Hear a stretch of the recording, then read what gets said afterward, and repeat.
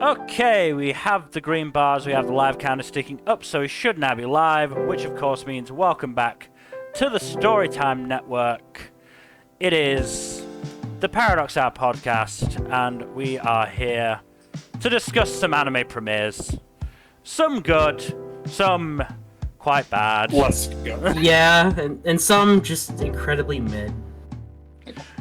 Some more mid than others, actually, which is funny. Yeah. I'm going to repeat my apology from Twitter again, Nmbr, for making you watch all this trash. It's okay, someone has to do it. I was just dealt the bad hand. It happens.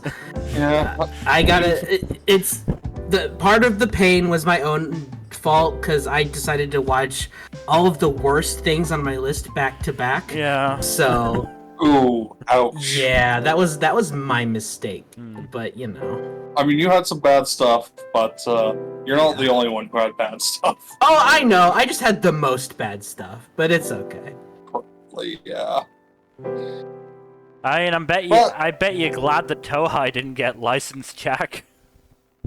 Yeah, I am. That looks pretty garbage from what I remember of the previews. Yeah, it wasn't great. It was not great. But, yes. What was the other one that didn't get licensed? Tono to Ino or something like that? Yeah, I mean, it's like 2-minute shorts. Yeah, that was not get licensed. Murder Mystery of the Dead also hasn't aired yet, and part of me does not expect it to get licensed. You never know. We'll see, but Yeah. I don't have the highest of hopes for it. Oh, I'm not saying you should have high hopes. I'm just saying you expect the unexpected, given the industry. And there is at least 2 anime that have not made their way to the UK. Oh, rip. Which ones? Uzumaki and Haigakura, as far as I'm aware. That's unfortunate. Is it? At least for Haigakura, is it? Uzumaki, for the first episode, is it? Yeah. Everything else, I feel like the rest of it. I feel like, yeah, probably glad that it didn't make its way across, but that's a discussion for later down the line. We should probably get ourselves started because we've got a fair few premieres. Wait, just a few. So let us get started with 365 Days to the Wedding. I also kind of like this one. Yeah, no, this was fun. I liked this. I do love the whole shenanigan of a lie backfiring on someone almost immediately. Well, this is a fucking crazy fanfiction scheme. Oh yes, and it backfires immediately, as most such schemes immediately. Look, I mean, the level to which it is a crazy fanfiction scheme is that if they ever go to a hotel and there's only one bed, I'm gonna lose it. That's what level we are on. But yeah, Ohara and Honjoji, fucking relatable. Yep. No, they're really fun characters. And, definitely in way over their heads. I mean, to be fair, it seemed like certainly Ohara got involved on an impulse. Honjoji probably did as well. What could possibly go wrong? But it's also just like kind of sad and interesting at the same time how different the reactions to the two of them are once they announce their, in inverted commas, engagement. Yep. Like, that boss is a complete asshole to Ohara until that happens. Yep, it just goes to show you about normalization of things, etc., etc. Yeah. And the whole, oh, we'll go to the usual place. Where is the usual place? Yeah,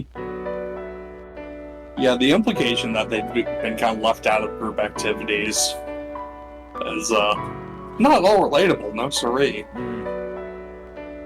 I mean, it's not great. It's the implications of it aren't great at all.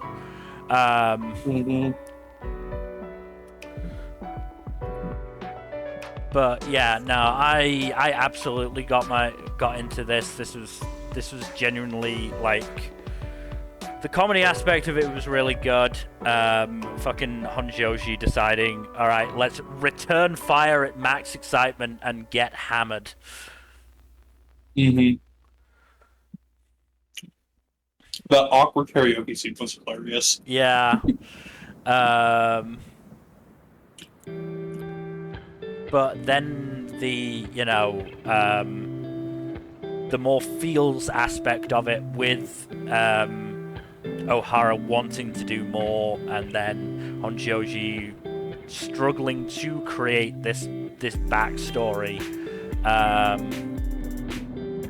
because she realizes she doesn't know enough about Ohara to do it.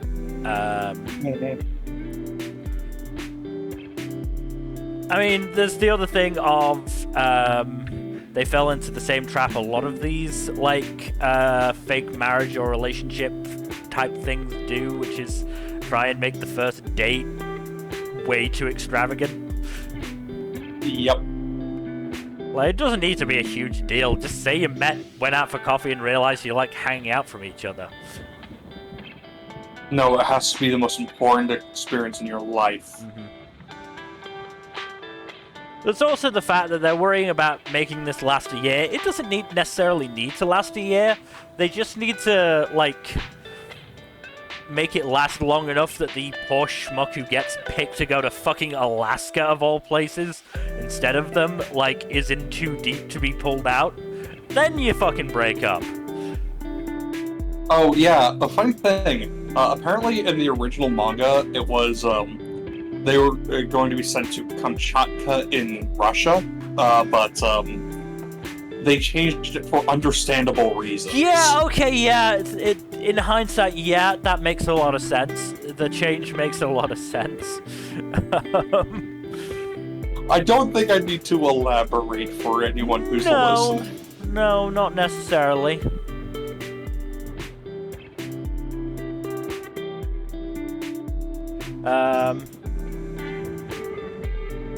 Yeah, I mean, look, most of my experience from with Alaska comes from like one video game and otherwise not much knowledge.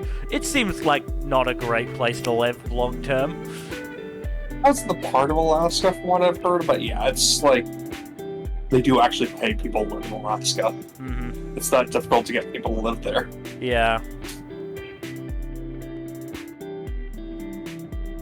But yes, overall, still a pretty fun premiere.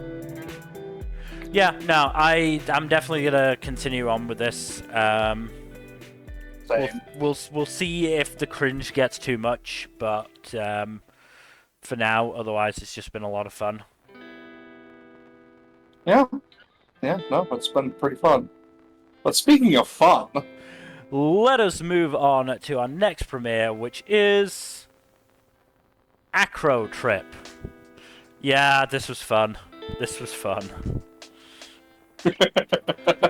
I'm gonna be honest, like... the only reason I watched this is because I saw a clip on Twitter of fucking Chizuko smacking Chrome with the umbrella. Yeah. Just the noise he made. God damn you, Nobunaga Shimazaki. You glorious, glorious man. He's great. Yeah, it's just really fun series so far. I mean, we're up to, what, 4 episodes for this? This is like one of the first things to air. It is. I think it also dropped 2 episodes at once, though. Yeah, that probably helps the episode count, doesn't help me, but yeah. I'll have to double check, but I think it did drop the first 2 episodes at once. There are like 2 or 3 shows that did that this season. Annoyingly so, yeah. And then there's ReZero that just had a freaking movie. Yeah. I mean, hey, fucking Daima was 30 minutes long. Yeah, but that's nothing. Like, that's... It's pretty standard for ReZero, not so much for most others. Yeah. We'll get to that. Oh, we will get to that. But yes, this was just very funny because Chrome is just so wonderfully incompetent, and it seems like the fucking population of the city realized this, because like he went to the cafe in full villain regalia and nobody gave a shit. He's working in the convenience store with his villain name on his name tag. He's just such a hilarious loser. His bar is at okayish plans. Yeah. No, it's just, this is a really fun one. Yeah, no, it's... I've seen it compared to a much less degenerate take on the same concept as gushing over magical girls. That freaking garbage? Yeah, it's similar base premise, but much less, you know... Yikes. Disgusting, yeah. Yes. Yeah, no, this one's fun, though. Magical Girls making a comeback. It is pretty nice. Yeah, I We mean, have like there's 4 magical girl shows this season or something like that. Yeah, there's a fair few. I mean, it depends how sort of how you define it. Yeah. Yeah, how you define it, because certainly from what I can remember, there's at least 2 definitive magical girl shows. This one being one of them, and then there's at least 1 more that might fall into that category, depending on how you define it. We'll go into it. So we'll Yeah. get to those ones. But yeah, no, Acro Trip is a lot of fun. I would recommend it. As would I. But let us move on to our first sequel on the list, which is After School Hanako-kun, Season 2. We have a lot of sequels. Yeah, there's a fair few sequels this season. There's a lot of freaking sequels. Yeah. Also, this one's almost done already because it's like... Yeah, it's 4 such a episodes short- again. It's 4 episodes again. 4 10-minute episodes again. Yeah. But this is just more Hanako-kun fun. Like that first segment with the nightmares, it's just very funny. Hanako getting all upset because he lost out to a hamster in in Nene's nightmares. Yeah. Oh yeah, there's I forget if it's episode 2 or 3 that has a gender bender beam that gets deployed. God, yeah, that makes sense. It's very funny. I'm not surprised this series went there. It's gonna be great. 2 characters get gender bent, and I don't think you will guess which 2. Yeah. But yeah, the second segment of the premiere was also pretty fun. Teru actually showing off some personality beyond wanna murder Hanako. Yeah, that was fun. But yeah. Now this is mostly gags, but they're very silly gags. Yeah, I think if it was like full-length episodes, it might not be as charming, but just being fucking 5-minute segments, yeah, it's good. It's good. It is very good. But we should move on to another sequel, which is... As a reincarnated aristocrat, I'll use my appraisal skill to rise in the world, Season 2. This show is great. Did not make time to watch it just yet, but I will be. Season's off to a good start, I think. I believe you. This is always a really solid show, so I'm hoping more quality. Yeah. Dove right into the politics, which is really fun. With her handled pretty neatly. That's probably just one of the show's strong suits. So. Yeah. It handles politics a lot better than 90% of fantasy anime, which is Yeah. no Yeah. bar, but the point still stands.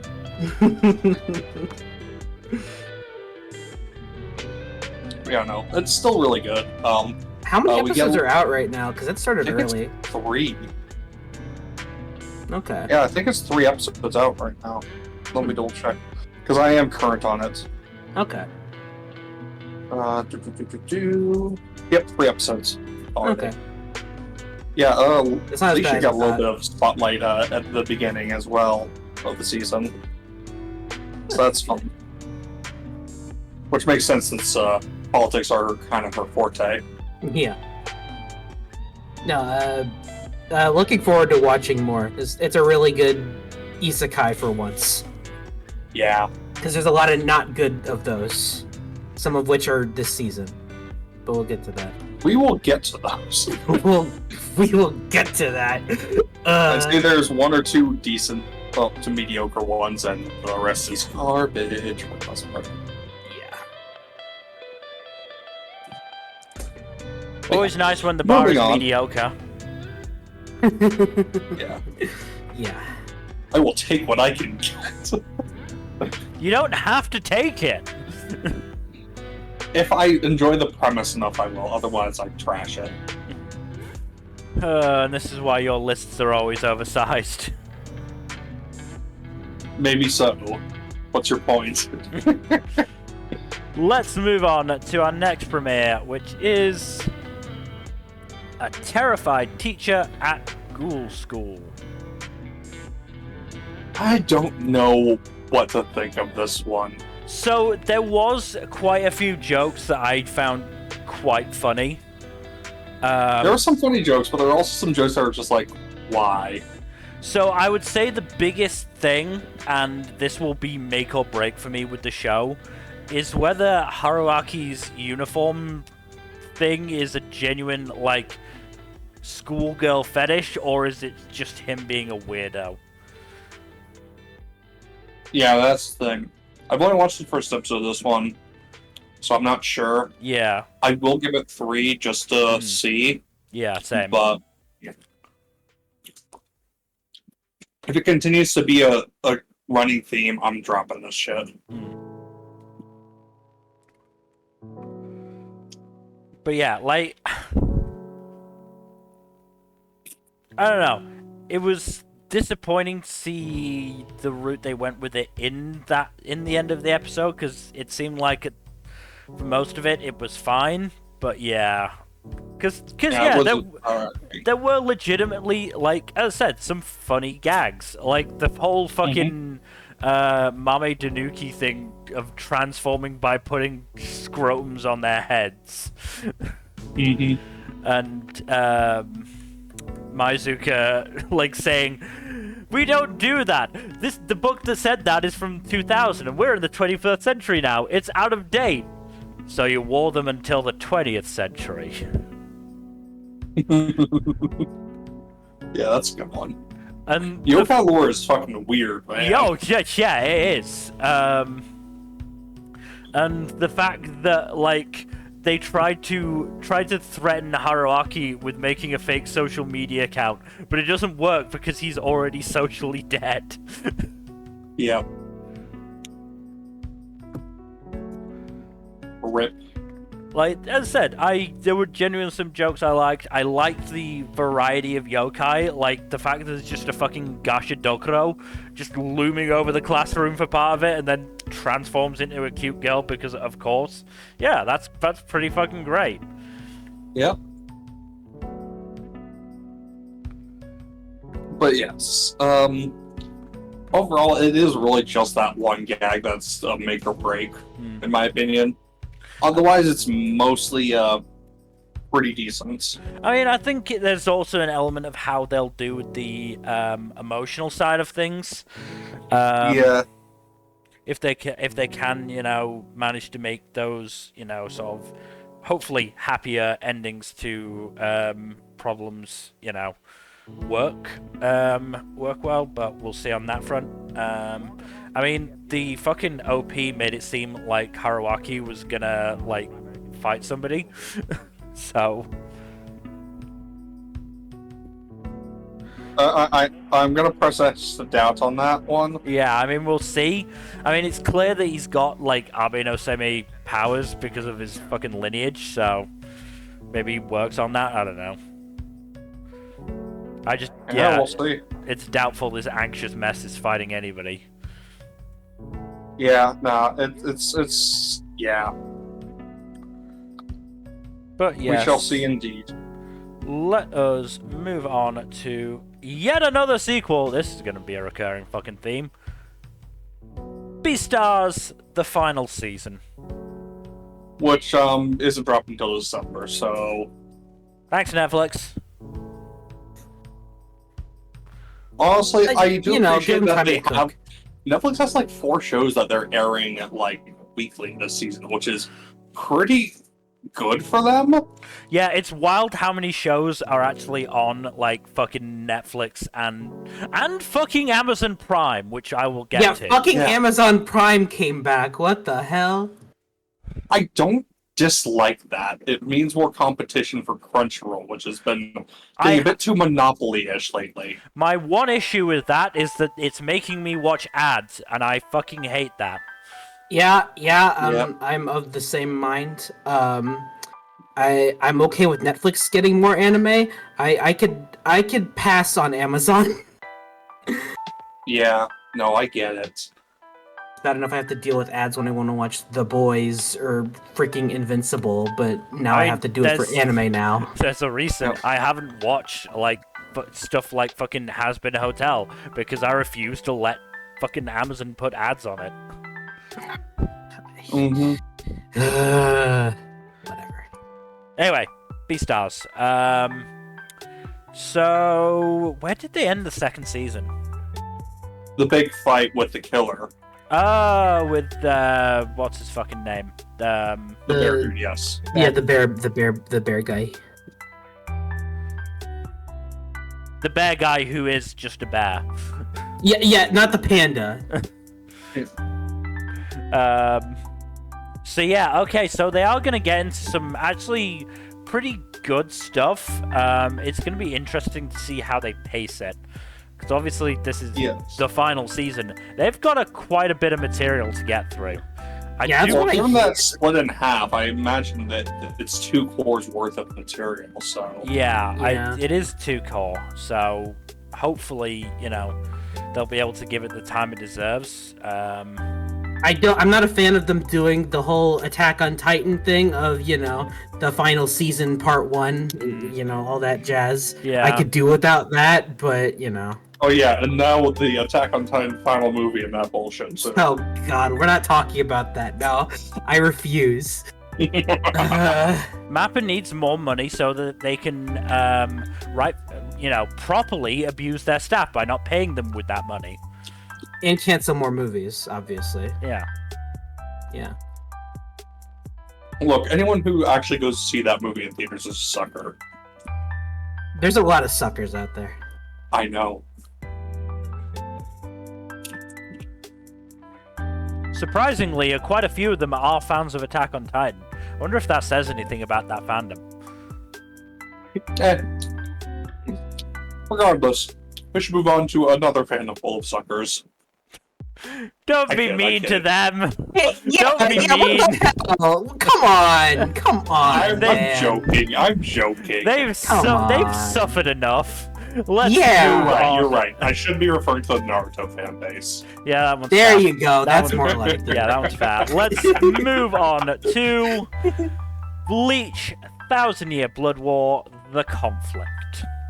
Yeah, and also, you're including me when you mock Bleach fans, because despite its faults, I do love Bleach, so... I know, I was joking. I know, but... Ooh. Anyways, I saw my shot. So, more 1,000-Year Blood War. Last season ended at pretty much an incredibly awkward point, like in the middle of a fight, which was pretty weird. Okay. But yeah, it was pretty weird. But yeah, they conclude the fight. Squad Zero gets wiped, and it's up to Bleachigo to save the day, of course. By bleaching all over his opponents. Yeah. And then Ichigo called out, "It's bleaching time," and bleached all over his opponents. Yeah. But yeah, it's more Bleach. Not a whole lot really happens just yet. It's just Ichigo confronting Yoabaha, who has awakened his almighty bullshit, where he's able to basically see and know everything. So, kinda unstoppable right now. And he also tricks Ichigo into killing the Soul King, which is kind of the progenitor of everything, which is kind of bad, especially since Ichigo's the only person who apparently can kill the Soul King, since he's part Soul Reaper, part Hollow, part Quincy, part He's part everything, yes. Yeah, he's part Saiyan, part He's like a Devil Fruit user, at this point. part Joestar. He killed the Soul King? He killed Brook? Yes, he killed Brook. Yes, but Brook's already dead, so he'll be fine.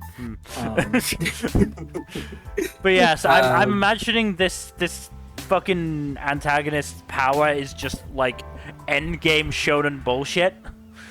Oh no, absolutely, it is endgame shonen bullshit. But you know, it's pretty entertaining bullshit. And apparently Kubo is like incredibly involved with this part as well, and expecting a lot more in terms of fights and changes to the story, and hopefully improvements as well. There's already like the first episode had a full fight where we didn't really get anything in the manga, so more of that is very cool. And I think we got a little bit more backstory as well, so I'm looking forward to seeing how things. I don't think this is the last season, but it's like probably the second to last one. Yeah, if I recall correctly, they said it was going to be 4 parts to adapt the Blood War arc. Okay, yeah, that sounds about right. So we're getting close to the end, but it's more Bleach. It's still good. Still is. I mean, we're not really at the really rough parts of this arc yet, but hopefully we can circumvent those. I mean, there have been rough parts of the arc already. Yeah, but this isn't like this is like the roughest part where stuff just happens for the sake of happening. So. Oh, that's going to be basically like everything from the second half of this core onwards. I'm pretty sure. Pretty much something like that, yeah. Huh. But until that point, it's still good fun. Interesting. What? This part is being done by Pierrot Films, which is a sub-studio of Pierrot. Interesting. Huh. Curious. That was only created in fucking February of this year. Huh. Huh. They made a whole sect of Pierrot specifically for Bleach. That and Osamatsu-san. Oh yeah, that. That's funny. That's also a show. That is also a show that exists. Yeah, it is. You know. But yeah, Bleach is good. I like Bleach. Let's move on then to my bullshit. It is. Oh boy. Blue Box. We have 4 shows with blue as the first word of 3 shows with blue as the first word of the title of the season. A lot of blue. But this one's probably the best one. I fucking love this show. I love this series in general. The premiere was everything I could have wanted from it. Mm-hmm. No, this is good. I love these dorks. Taiki is so endearing in his dumbassery. Mm-hmm. He's quite the lovable dumbass. And he is definitely a dumbass. I mean, he just fucking... I mean, he's a jock, of course. He just charged in, like, the minute he thought that Chinatsu might be leaving. Mm-hmm. Old Leroy Jenkins. It's also... I obviously won't go too much into it because it's talking about current manga stuff, but it is interesting getting to see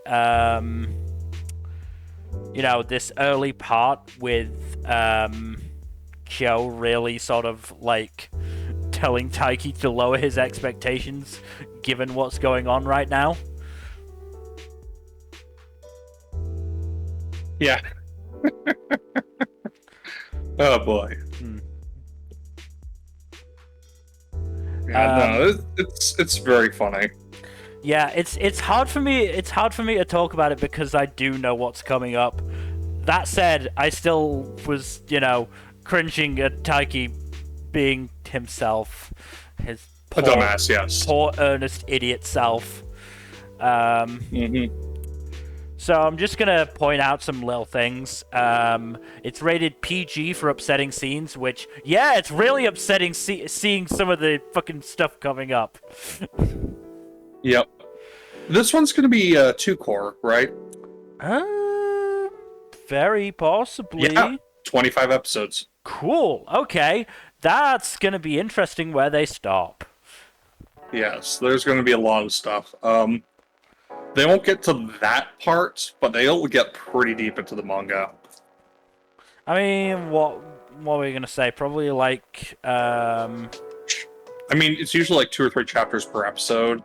I mean, with the I'm trying to like think. around So, chapter 60 to 75. I mean, Elusive Samurai got through what, 31, 32 chapters in a 12-episode run.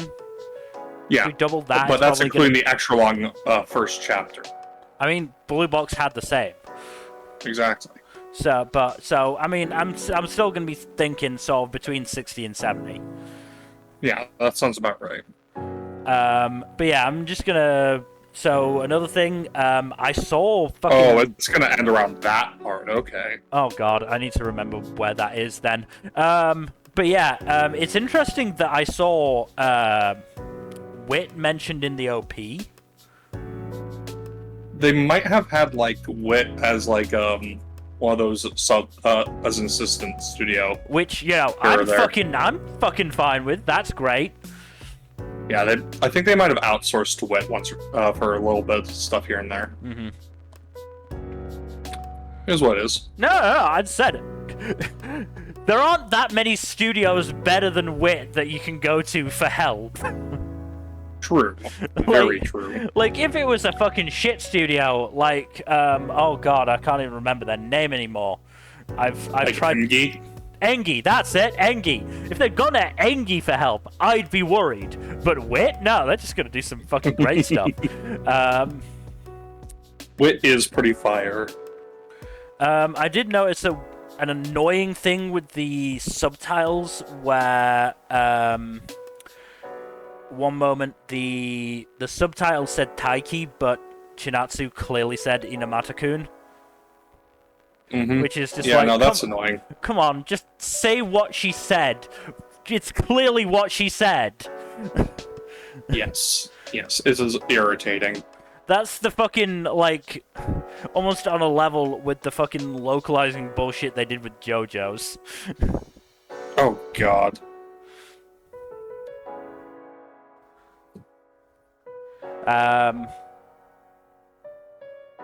But yeah, no, I mean, this fucking, as I said, as a reader of the manga, this premiere was everything I could have hoped for. Mm-hmm. No, it was great. So we should probably move on to our next show. It's another fucking sequel, because of course it is. It is Blue Lock Season 2.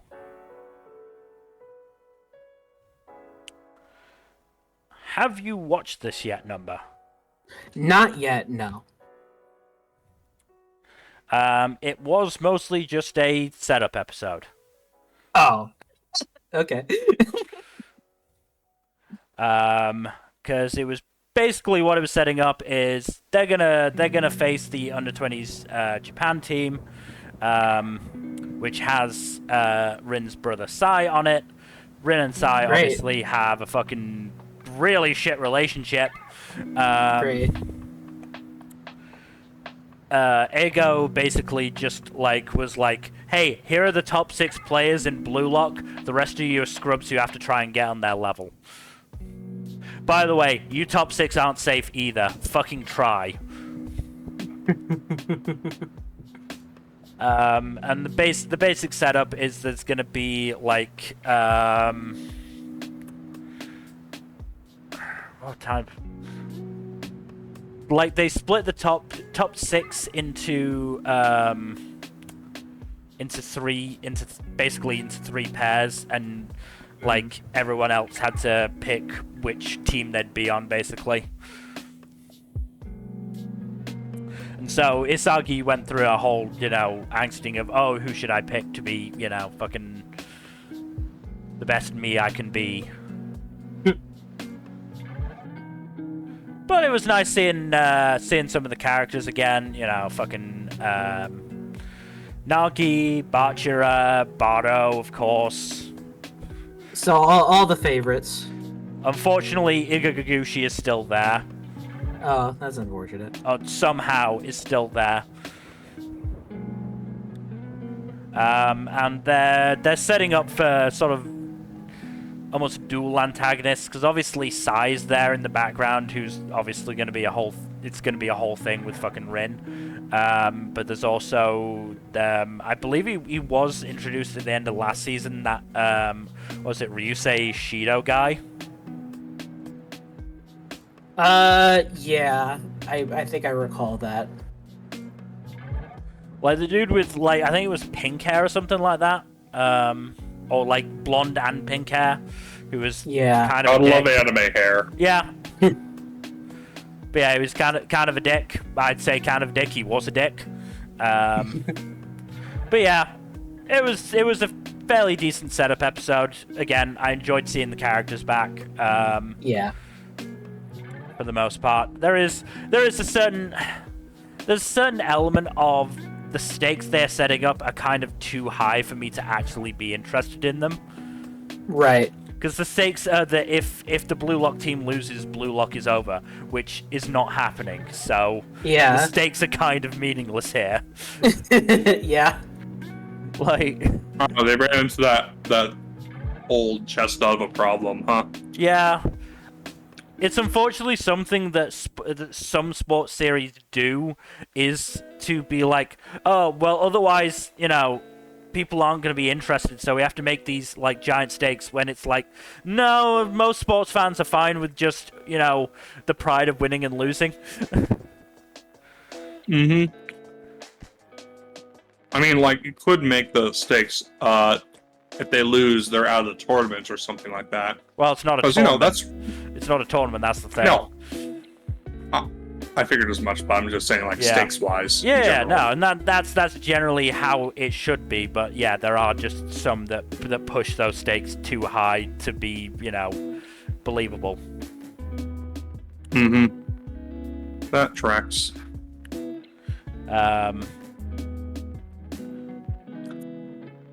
But, yeah, Blue Lock, still pretty decent.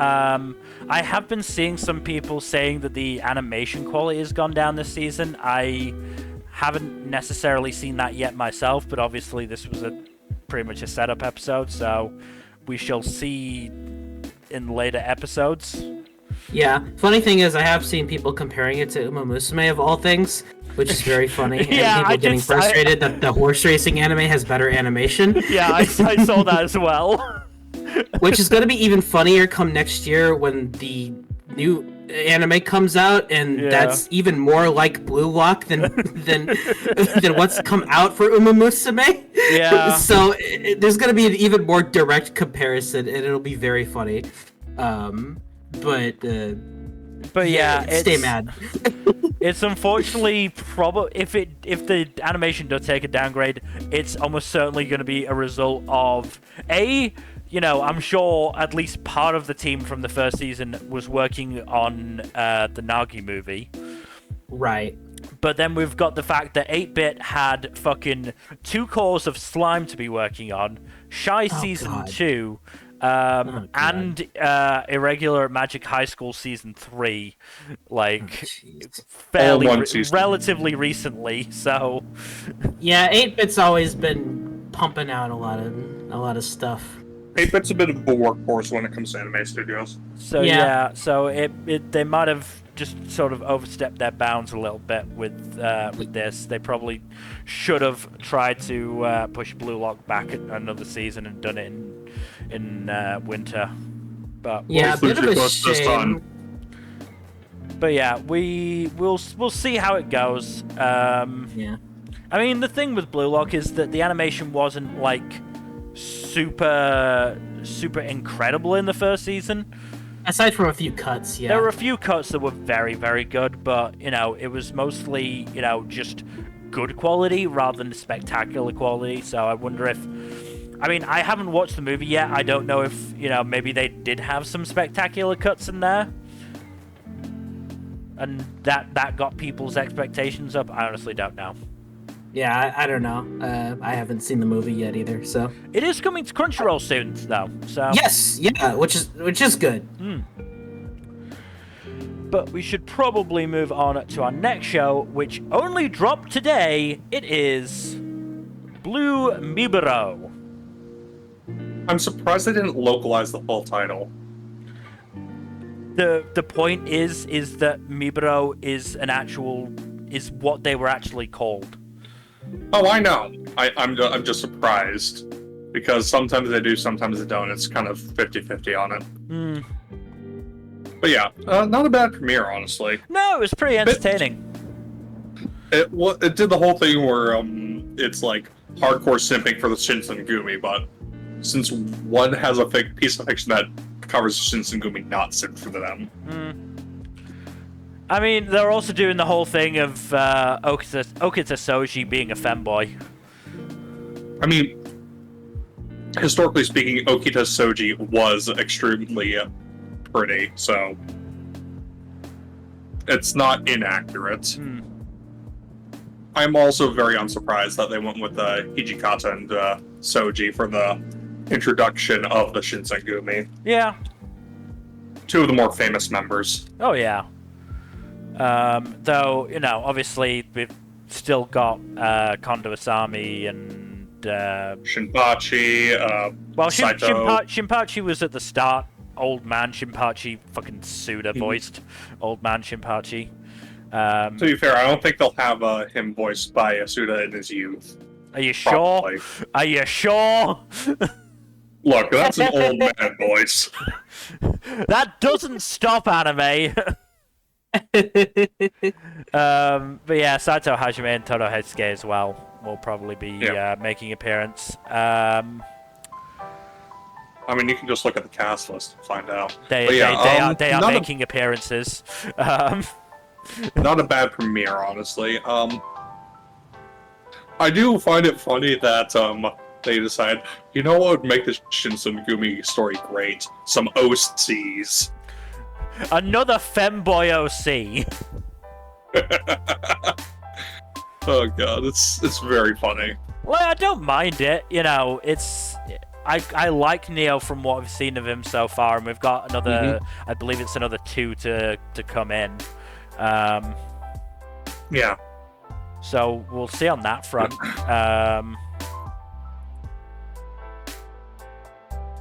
But yeah, no, it was very much set up. It was just fucking Soji and Hijikata using these 2 kids as bait to take down a kidnapping ring, and then Hijikata just going, "Hey kid, you want to join the Shinsengumi?" Yeah, sure, great, cool.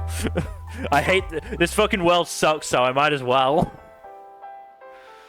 Yep. Probably selling that end rant a bit short, but yeah. Yeah. The granny was also a lot of fun. The whole Shinsengumi Heroes of Justice thing too, which is yeah. But yeah, the granny was pretty fun.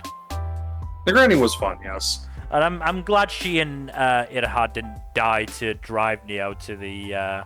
Well, it's not the. Oh, that would have been so bad. Yeah, this was handled a lot better than that. Yeah, to be fair, they're not even the Shinsengumi yet. They're the Roshigumi or Miburo. Yeah, they don't become Shinsengumi for what, another few years? No, they become the Shinsengumi in 1863. Okay, so it's like a soon TM thing. Basically, yeah. Yeah, I'm kind of rusty on my remembrance of this period of Japanese history, so... No, that's fair. I mean, I've got the fucking Shinsengumi wiki page open just for this reason. Because There's a fucking wiki for them? Of course there is! Oh, that's amazing. You think there wouldn't be a fucking wiki page for the Shinsengumi? Yeah, no, there would be. That makes sense to me. Like, why are you surprised? They are relatively important. I know they're important. I know they're culturally extremely popular.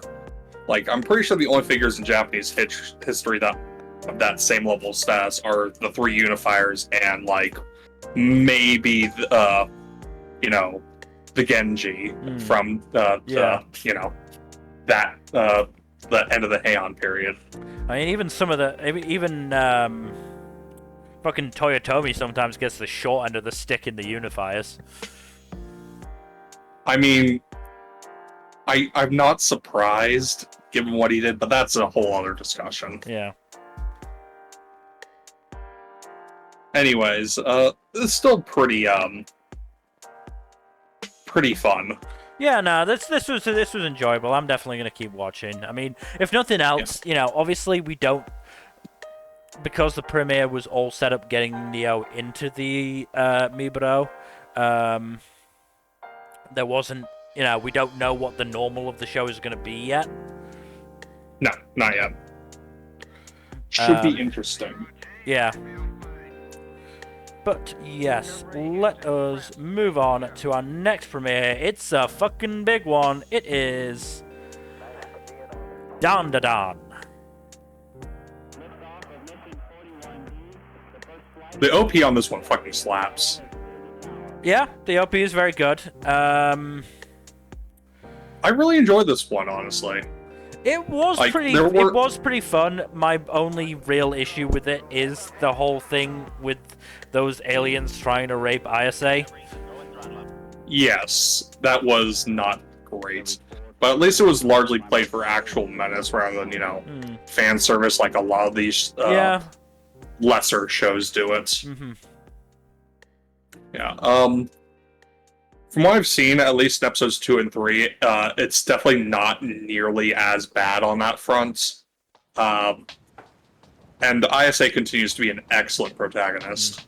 Does the Colt-kun get his dong back from Turbo Granny? Not yet. They are talking about confronting Turbo Granny in episode 4, I believe. It is kind of real weird that Turbo Granny is this obsessed over his dong. It's weird, yes. I get the feeling that the series has a lot in the way of, like... The series seems weird as fuck. Yeah. Like, honestly, I'm glad that it's unapologetically weird. It's kind of nice to have a series be, like, this absolutely fucking unhinged and get top-tier production values. I do have a question, though. If Turbo Granny has a Colt-kun's dick, is it getting hard when he sees Ayase in her underwear? That is a good question. I don't know. Other semi-related question. Can a Colt-kun get done for indecent exposure if he doesn't have his twig? And possibly berries? That is a question that you could probably find some sort of legal precedent for. I'm not sure where, though. Because, you have the whole thing with eunuchs back in China back in the day. I don't know. I don't fucking know. The series is still stylish as fuck. No, I mean, Science Saru's doing what Science Saru does. Mm-hmm. Did you not watch this one, Nmbr? No, I did not. Are you planning to? Not currently, no. Fair enough. Just not your thing? Yeah. Fair enough. It's a real weird one, to be honest. It is very weird. It's very fun, but very weird. Yeah, that's what I hear. I mean, I'm sure it's good, but not really my jam. We'll see how it goes. Understandable, We'll see how it goes for me. This is probably on sort of 3-episode spectrum for me. Honestly, the fact that I've seen and been reassured that the fan service stuff with ISA doesn't last. Yeah, from what I've heard, it drops off. It'll have dropped off substantially by the mid-season mark at the latest. What I have heard. Yeah, I was hoping it would be earlier than that, honestly, but I don't know. I haven't read the manga, so yeah. I mean, people were saying that that type of stuff drops off quicker than it does in Undead Unluck, so I don't know. Well, fingers crossed. And the only other reason I'm not doing the same as I did with Undead Unluck and dropping that shit like a bad habit is, it was portrayed with real menace rather than for comedy. Yeah. Yeah, what was the other thing I was gonna say? Oh, I have seen all 3 episodes that are out right now. Episode 2 has a really excellent fight sequence, which is, Alright. impressively animated by Science Saru, as expected. Yeah. And episode 3 introduces ISA's grandma, who is incredibly kick-ass. Yeah, no, very fun show so far. I am going to keep up with it regardless. Yeah. Unless it, really drops the shits ball, the which bed, I don't think it will do. Yeah, no, I've heard enough good things about Dandadan that I don't think it'll shit the bed. It might go in a direction that I'm not a particular fan of, but I think it'll more be a case of not my preference rather than actually dislike. Yeah. I am in agreement there. But we should move on to our next show, which is Demon Lord 2099. This one was interesting. It was surprisingly decent. Yeah, I'm kind of on board for this one more than I expected. Yeah, no, it's pretty wild. I do like the whole cyberpunk isekai premise. It is really neat. It's not even. Wow, it's sort of not. It's kind of an isekai. It's kind of in the middle. It's a weird one. The world's fused and 90% of the population's died. Which, oh boy. Yeah. Yeah, that's some fucked up shit. That sounds unfortunately accurate. Mm-hmm. Yeah, lots of bad shit happened. In a nutshell. And it helps that Veltol seems like a decent enough dude. I mean, he took his loss pretty well. Even if he called bullshit on the reason why it happened. Yeah. Bullshit. I call bullshit. And it's clear that at least for the time being, he's not going to be overpowered as fuck. No, I do like the interesting wrinkle in the premise that he's not overpowered specifically because his former subordinate decided, hey, this guy's coming back, I'm gonna fuck him over because I hate his guts. Yeah. Really clever little twist there. I did also like the girl who just decided to stick a bunch of porn on the video billboards as a form of rebellion. She's so raw. So love her for that. Great. The fact that she just kept going on and on when Veltol clearly was not understanding any of it. It does remind me the random VTuber just being there. Yeah. Yeah. Actual VTuber, by the way. That is really? That is a real VTuber. Okay, yes, that's VTuber. That's pretty fun. Cool, to be fair. Yeah, that is a clip from an actual stream. I forget her name, but yeah. Yeah, that's pretty cool. Yeah. I also love that Marcus's assistant is so obsessed with this mascot character. Yes. That's how you give characters personality, people. You give them little quirks like this. She fucking used the Chidori. Oh, that was pretty rad.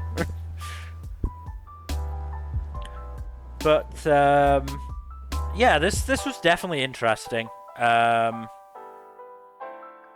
Again, we'll have to sort of see what the sort of normal is going to be for the show, and where it goes from here. But I'm on board for at least 3 episodes. Yeah, I'm really enjoying it so far. It's good stuff. I like the end of the first episode where Velto realizes how dedicated Makita actually was to him. Yeah. Especially in comparison to Marcus, it's definitely a limitation. And there's definitely a hint that the hero's descendant is still around. Oh yeah, that too. Yeah. It'll be interesting to see what happens with that as well. Mm-hmm. Yeah. Yeah, overall, very interesting setup so far with this one. No, as I said, definitely one I'm gonna give some more time to. Hopefully, Same cannot be said for the next show we're going to cover, however. Oh boy, let's move on to the do-over damsel conquers the Dragon Emperor. Is this just fucking pedophile 7 lives? Whatever it was. Oh, 7th time loop? 7th time loop, that's what it was, yeah. Kind of. So, the worst thing about this is Jill is an actual likable character. Like, she could be a really good protagonist in literally anything else. But she's stuck in this anime where the 2 main male characters are an incestuous murdering asshole and a blatantly pedophilic asshole. Oh, that's great. Have fun figuring out which one's The latter is played worse. for laughs. The latter is played for laughs mostly. No! Oh my god! When she asks if she's too young, he says, maybe it would have been better if you were even younger. Oh god, why? Fucking Yeah, why, no. anime? Why? And he's the main love interest. Oh god. Yeah, no, I noped out of this one. Yeah, I don't blame you. Yeah, that's a giant nope. Oh my god. The worst part is Jill is legitimately a pretty engaging character, and if the rest of this premise wasn't so fucked and bad, I would have given this show more time. But no, it really had to shit the bed that hard. Wow. It's showing the fucking, gap in what fucking JC staff is doing this season. Oh, what else are they doing? They're Demon Lord 2099. Oh my god. Back to fucking back. I mean, they're doing fucking 1, 2, 3, 4, 5, 6 new shows. Wow. No, sorry. 1, 2, 3, 4, 5 new shows this season, plus Danmachi, plus a fairy tale thing, and plus a fucking Duel Masters thing. Oh. And a lot of what they're doing is actually pretty good. They Yeah, just that's got stuck the with this shocking fucking thing. A stinker. lot of that stuff's quality. So, Just why? Do you want to know who's do right? you want to know what Do of a Damsel's Mal score is? It's over 7. Why? 7.27. Do you want to know what Demon Lord 2099's Mal score is? oh, Oh no. 7.28. well, it is the better show, but.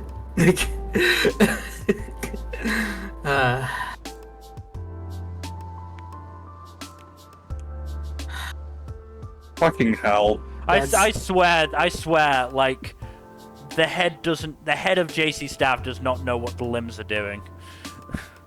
Yeah. No, absolutely seems that not. way. Let's move on to something much more pleasant. Let's move on to Dragon Ball Daima. This one's so good. We are so back. Yeah, Hell yes. Dragon Ball is back. As Um, much as I am annoyed by the whole, takes place between End of Boo and Super, I do like the base premise of, hey, let's explore the demon realm. That hasn't been explored at all, basically. I mean, Yeah, to pretty be much. honest, at this point, I'm fine with just considering shit like this, GT and Super, just to all be different fucking timelines, different parallel universes. This could fit in the timeline with either of those, is the thing. It Yeah, could, well, but you know, there's a kind of big inconsistency with Super, but It's not nearly as bad as the stuff between Super and GT. yeah, to be fair, like that inconsistency can easily be written off as he forgot again, but you know. Yeah. Toriyama is like the inverse Oda. Yeah. Damn it. Yeah. Plus, to be fair, he wasn't entirely responsible for that inconsistency, so it's not entirely on him. But it's a whole thing. It doesn't matter. The show's good. It's really good. It's a really fun time. I've only watched the premiere, and I'm otherwise going to wait for the dub. But yeah, That's fair. I enjoyed the first episode. The issue is you've got to understand. Getting to the subcast is like my fucking third or fourth fucking voice cast for Dragon Ball. God damn. Because obviously I started with the abridged voices. I then went... That's right. It's so funny. I then fucking watched OG Dragon Ball, which, considering, a fair few of the actors were different, you could maybe consider its own voice cast, in its own right. And then obviously the main dub cast with, all the normal people, and then now, with the sub. Some of them it's fine, and then some of them it just sounds weird. Yeah, you kind of have to get used to it. Yeah. Surprisingly, I'm not that bothered by Goku. Yeah, no, I mean, once you're used to Goku, it's really not bad at all. I think that's one of the good things about Super only being subbed for so long. A lot of people are just forced to get used to the Japanese voices, which I mean that's good because the Japanese voices are mostly really good. So. Yep. But I don't blame you for waiting for the dub. The other thing about the dub is I realized that they're gonna get fucking Briner for Vegeta probably. Because he's been the voice for Kid Vegeta in the last few appearances that he's made. You're right, he was. Because he was Kid Vegeta in, I believe, in an episode of Super, and he was Kid Vegeta in Kakarot. Yeah, he was. That's Wait, right. was he Kid Vegeta in the Broly movie? Probably. I don't know. Actually, that's a good question. I actually don't remember.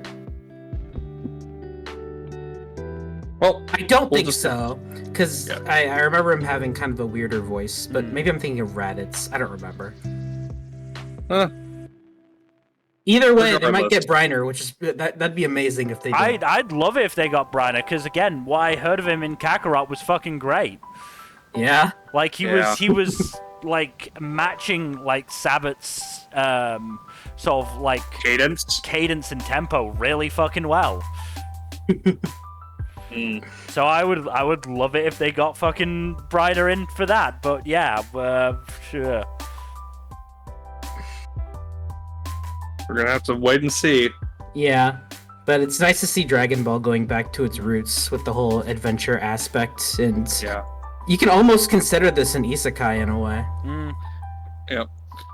I think this is just going to turn out to be better GT. I mean, at least from a base concept level of it being, Goku shrunken down and, looking for Dragon Balls, it already is better than GT. Yeah. But we'll see what happens. But yeah, really, really good stuff so far. Minor inconsistencies aside. Yeah. Yes. Should probably move on to a show that's We have 3 shows with dragon in the title in a row. What the fuck? A lot of dragons. Yeah, a lot of dragons Rock the as well. dragon. But yes, let's move on to Goodbye Dragon Life. I think this was the first fantasy anime on my list that I watched, and it wasn't very good. It wasn't bad though. I will say it wasn't awful. It was pretty just mediocre. I watched it too. It was pretty alright. Yeah, like it was okay, but like for me it was the prelude to just my brain deteriorating. So in fairness, it says a lot that you started out on a strong note from what I can gather. yeah, because a dragon gets killed by the hero guy, gets reincarnated, I think, into the same world. That's the implication. I believe it's the same world. Yes. Okay, so it's not an actual isekai. Okay. So yeah, he gets killed off, reincarnated as a normal dude. And that's pretty much it. He goes off investigating the disappearances of the lizard people. He fights a big earth mud golem thing, befriends Lamia, and then parts ways with her, and then that's the first episode. I forget, when's the last time we had a Lamia as a main heroine character? I don't know. I can only remember one from Monster Musume? Oh god, Monster Musume, blast from the fucking past. Yeah, that's the only time I can remember one, but I don't, I don't watch everything, so. Yeah. There's probably been a few others, but like, not that I can remember off the top of my head. But yeah. Yeah, to me at least it was mostly just uninteresting. Also, the fact that this guy was a dragon doesn't really seem to matter too much in the story. It only really seems to factor into like his mana or whatever. Yeah, like that didn't really happen to like the very end of the first episode. Yeah. But even then, unclear like, if it'll factor in outside of that. Yeah. Overall, it was inoffensive, but it didn't really do anything for me. I enjoyed it well enough to give it 3 episodes, but if it doesn't really step up past that, I'm probably going to drop it. Fair enough. Yeah, this one wasn't awful, but yeah. I mean, for me, it's just a case of, did they have to make the main character just yet another bland male MC? Yeah, another bland freaking design. You couldn't like incorporate some dragon features in there somewhere, like something. Even give him slit pupils. That would have been cool. Yeah, that would have been cool as hell. Yeah. Like maybe the sharp teeth. I don't know, like something. Mm-hmm. Yeah. But no. Also, I've been trying to look it up. I think Sabbath was young Vegeta in the Broly movie. That sounds about right to me, because I don't remember hearing Briner. Because I'm not. They might have pitched him up then for that. Because I'm not like finding any other actor for Vegeta in that movie. Huh. Well. Yeah. Well, like I said, I'm gonna give this one 3 episodes. Yeah. Could be okay enough, but like. Otherwise, it'd just be filling out my lineup. Yeah. Okay, well, let's move on to our next premiere, which is Haigakura. Yay, yet another anime where the main character does a slavery. That's great. That's a great opener for this. Don't worry, it's okay, because he's a good slave owner. Oh, that's great. Yeah, no, Nah, fam. Not doing this one. Not doing it. Not fucking doing it. Yeah, a good slave owner. Yeah, just like that one guy in Vinland Saga, and we know how that turned out. Yep. Honestly, I do appreciate you bringing up Vinland Saga, because that is actually how you should handle that kind of storyline. Yeah, because that was an excellent handling of that storyline. So how does this fuck it up? Well, it's simple, really. So it's like monsters or whatnot, I don't remember the term they use for them, are enslaved under like a magical contract to keep them from going out of control. And we see two examples of the contract holders, protagonist and this other dude who is an abusive asshole. And we're told that the protagonist is nice to his contracted servants. There. Yeah. But yeah, no, it's just the rest of this was mostly just really mediocre, and it did not give me any indication that it would be delving into any nuance of that kind of premise. But you know, if you're going to try to delve into that kind of premise, at least show that you're going to do it with a nuanced approach. Yeah. This doesn't even give the implication of that. Oh, yeah. Good. It's from the same studio that did Dahlia. No wonder it looked so mid. Also, it is a 5.87 on Mal. Jeez. Also, this is one of those. I don't usually give a lot of credit to Mal scores, but that seems accurate. No, like, yeah, there are times where it seems accurate. This seems like one of those times. Jeez. But yeah, this is. To get that low? This is one of those shows that I can't watch because it is not licensed in the UK as far as I'm aware. Really? Well, you've dodged a fucking bullet, dude. Yeah, no, I'm happy about that. But yeah, I genuinely didn't think it'd been licensed because I couldn't see it on Crunchyroll. I couldn't find it on Netflix or Prime. And then I saw that other people were talking about it. I saw that ANN had done a review on it. Anifem had done a review on it. And was like, where the fuck is this streaming? Oh, Amazon Prime and YouTube? Searching up. Nope, it's not turning up. Great. So yeah, they just apparently couldn't be bothered to fucking license it in the UK. Well, which, you know, obviously no loss for you. Yeah, it's great for me. It means that I don't even have to entertain watching it, but it's a bad sign overall. At least the other Prime show is available too, isn't it? Yeah. The other two Prime shows I think are available to me. Oh, what was the other one? Tombo. Ah, right. Which we'll obviously get onto. But first, we have to talk about... Jesus Christ. The healer who was banished from his party is in fact the strongest. I swear I've heard this premise before. Yeah. At least Goodbye Dragon Life has a concise title. Yeah, at least this...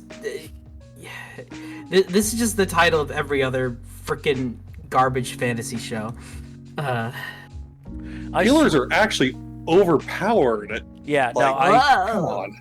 I swear I've seen that concept. Not even just that, the banished from the party yet is in fact the strongest thing. It has been done like a million times before at this point. Yeah. It's been done better so many times. It's been done worse several times, I'm sure, but it's been done better. What do you think, Nmbr? Has it been done worse? Or is this bottom of the barrel? This is not bottom of the barrel, but it is pretty boring, I will say. Because this show's only redeeming factor is that the main girl is kind of charming, but aside from that, it's pretty mid. I mean, it pretty much just starts with the main girl just trying to recruit this one guy for her party, because apparently he saved her like a long time ago, but he doesn't seem to recognize her. Did he save her in a galaxy far, far away as well? Sure, why not? But like everyone like hates the guy because like he's apparently a garbage healer, but she wants him anyways, and then they go into a dungeon and he one-shots the thing that was gonna kill her, and I don't know, it was pretty boring. You know, not a whole lot to say about this one. It says a lot. Sorry. I want you to know what type of show this is. What? Of the 5 key visuals, one of them is of the main female character in a bikini and a tight t-shirt. Are you okay? And Oh, God another damn one it. of them is of the male-female character in a sauna wearing nothing but a towel. I see. I Ah, see. I fucking see. course. Oh yeah, I'm looking. I'm checking now. I'm Yeah. seeing Okay. it, Great. Great. Yep. It wasn't very fan servicey from what I remember, to be fair. But So, what bothers me about this premise... This is from the studio that has given us such amazing shows as Gibiate. Oh, no. fucking hell. You can't I be think it's fucking pronounced serious. Gibiate. I think Whatever. it's pronounced Gibiate, but it Jimmy, doesn't I really don't matter. fucking care. It's got a 3.82. It's real bad. It's bad. I watched Mother's Basement's video covering that. It was real bad. This is the only Oh. thing they've got currently that's over a 6.5. And this isn't even that high above a 6.5. Yeah, It's it's literally like funny how this is their 6.55. least terrible thing. Also, like, I really just, like, the whole thing about the premise of, like, oh, the hero is actually super overpowered in secrets, like, dude, healers are plenty valuable without being crazy busted and damaged monsters. Well, the Exactly. implication that he's a garbage healer, but he's good at everything else. Yeah, but, like, Why there's so bother many making better him a ways to build fucking up. healer? I don't know. I don't know how this world works. Badly. It works badly. I did remember one other thing that I will actually give this show credit for. There were a few cuts of animation that were actually pretty good, so I can give it that. It wasn't a bad looking show. I honestly thought the Oh, thing that's you were... something, I guess. I honestly thought the thing you were going to give the show credit for was that it ended. I mean, everything has come to an end. All Tell good that things to must come Attack to an on end, Titan. but so much bad things. Hey, that's no wait, no that hasn't really that ended, but it keeps coming back somehow. Yeah, never mind. It's a But fucking zombie. yeah, this wasn't very good. It wasn't like irredeemably horrible, but it was pretty boring Yeah. and uninteresting and a carbon copy of something I've seen like a dozen times. Exactly, yeah. Yeah. Mhm.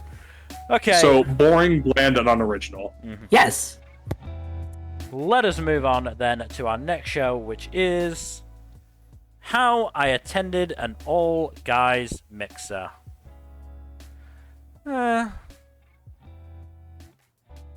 I feel like this is going to wear out its premise very quickly. I feel like it's already worn out its premise for me. That tracks. It's unfortunate, too, because the premise in and of itself isn't that bad. The issue is that it's not bad, but unfortunately its timing is not ideal for me, in that it's coming the season after Senpai's and Otoko no Ko, which is a genuinely interesting and, you know, oftentimes funny look at gender, and this is very much not... This is much more surface level. Yeah. That seems like an almost unfair comparison just because of It how good kind that of- show was at tackling that. It kind of is, but I can't, it's not like I can erase that from my mind. No, it's still very fresh. No, it doesn't help that at least two of the three dudes are just so hung up on these three girls looking like dudes, when it's just like, Yeah. you know they're girls. Just fucking accept Yes. it. They all look... I do like... They're all good looking. Take the win on the good looking lottery here. I do like the one derpy looking dude who's just like going Oh, no. along with it. Asagi is one of the best parts of the show. Like, because he does not give a shit. I don't know whether it's because he's too dumb to give a shit, but he just doesn't give a shit about this. Yep. He is just interested in getting to know this fucking girl who looks like a guy right now. Mm-hmm. And, you know, I love Suo for being this fucking teasing asshole with Tokiwa. Yeah, no, Suo's great. Honestly, all the girls are pretty fun, but like, it's 2/3 of the guy, half of the cast that are. Yeah, I mean, Tokiwa's not necessarily as bad. it's Huggy that's the worst. Mm-hmm. Because he's too fucking hung up on it. Yeah. Like, there is a thing to be said about, like, men being insecure about their gender and their gender presentation and all that, but, like, I don't think this show is going to explore it in any depth. I mean, I will give the show credit. It's not really doing the whole girls are dressed as guys thing. It's more these girls are too hot as guys for they're hotter than us. How do we deal with this? I do appreciate that they are just like using the guys who are insecure about it as punching bags because of their insecurities. That is definitely a step in the right direction for that kind of humor. But like, I don't expect a deep exploration of that. Like I said, the timing is unfortunate for the show, but the timing is what it is. I just don't think this is gonna survive for me after having watched Senpai. No, I don't doubt that. I'm willing to give it 3 episodes to see if it innovates on it at all. Like, if it's goes in an interesting direction or anything like that, or if it, switches up the jokes. But if it doesn't, I'm willing to drop it after the 3rd episode. Yeah. I don't know if you're in the same boat or not. No, I'm just gonna drop it. I think I've got enough shows that I actually want to watch this season that I don't really feel like giving this one 3 episodes. I mean, it was to the point where I watched it last night after I watched Daima, and Daima, like, I struggled a little bit in sort of that first 10 minutes. 15 minutes that was mostly just these 2 fucking demons. Buu Saga recap? Watching the Buu Saga. Even having not watched the Buu Saga, I've like gone through the Buu Saga in enough different formats that I'm like, okay, I know what's going on here. But hey, at least you had the shiny animation. That created those iconic scenes from everyone's favorite arc of the original manga, obviously. Like, at least they did pick the arc that was most relevant to the story they were telling. Oh yeah, no, like this takes place like right after that, so I'm not gonna complain. It's just, No, I get why they had to do a lot more obnoxious about it. Oh yeah. I genuinely wondered if it was gonna be the entire episode, to be brutally honest. No, that was my only real criticism out of that premiere. It's like a lot of it is just recap. Very pretty recap, but hey, remake Dragon Ball, please. They already did that. They called Dragon Ball OG. Yeah, no, redo OG Dragon Ball, please. It is the best part of Dragon Ball. I mean, I say Dragon Ball, I mean the entire original run, including Z. So, I mean, they already did redo Z. Not really. Anyway, but yeah, so I watched that, and then I genuinely started to really get into it in the latter half, to the point where when the episode did end, I was like, oh shit, the episode ended. I honestly didn't expect that because I was enjoying it so much. And then I watched this, and I was like, I've got enough time to watch my next show. I kind of don't want to, because I feel like I'm now in such a state where I'm not going to give it a fair shot. That's unfortunate. Like, when the show is leaving me in that sort of mood, it's probably not best. It probably didn't help that I watched like a good 6 or 7 episodes, the last 6 or 7 episodes of Fate Stay Night that day as well with friends. Oh, like Dean Stay Night? Yeah, Dean Stay Night. Oh my.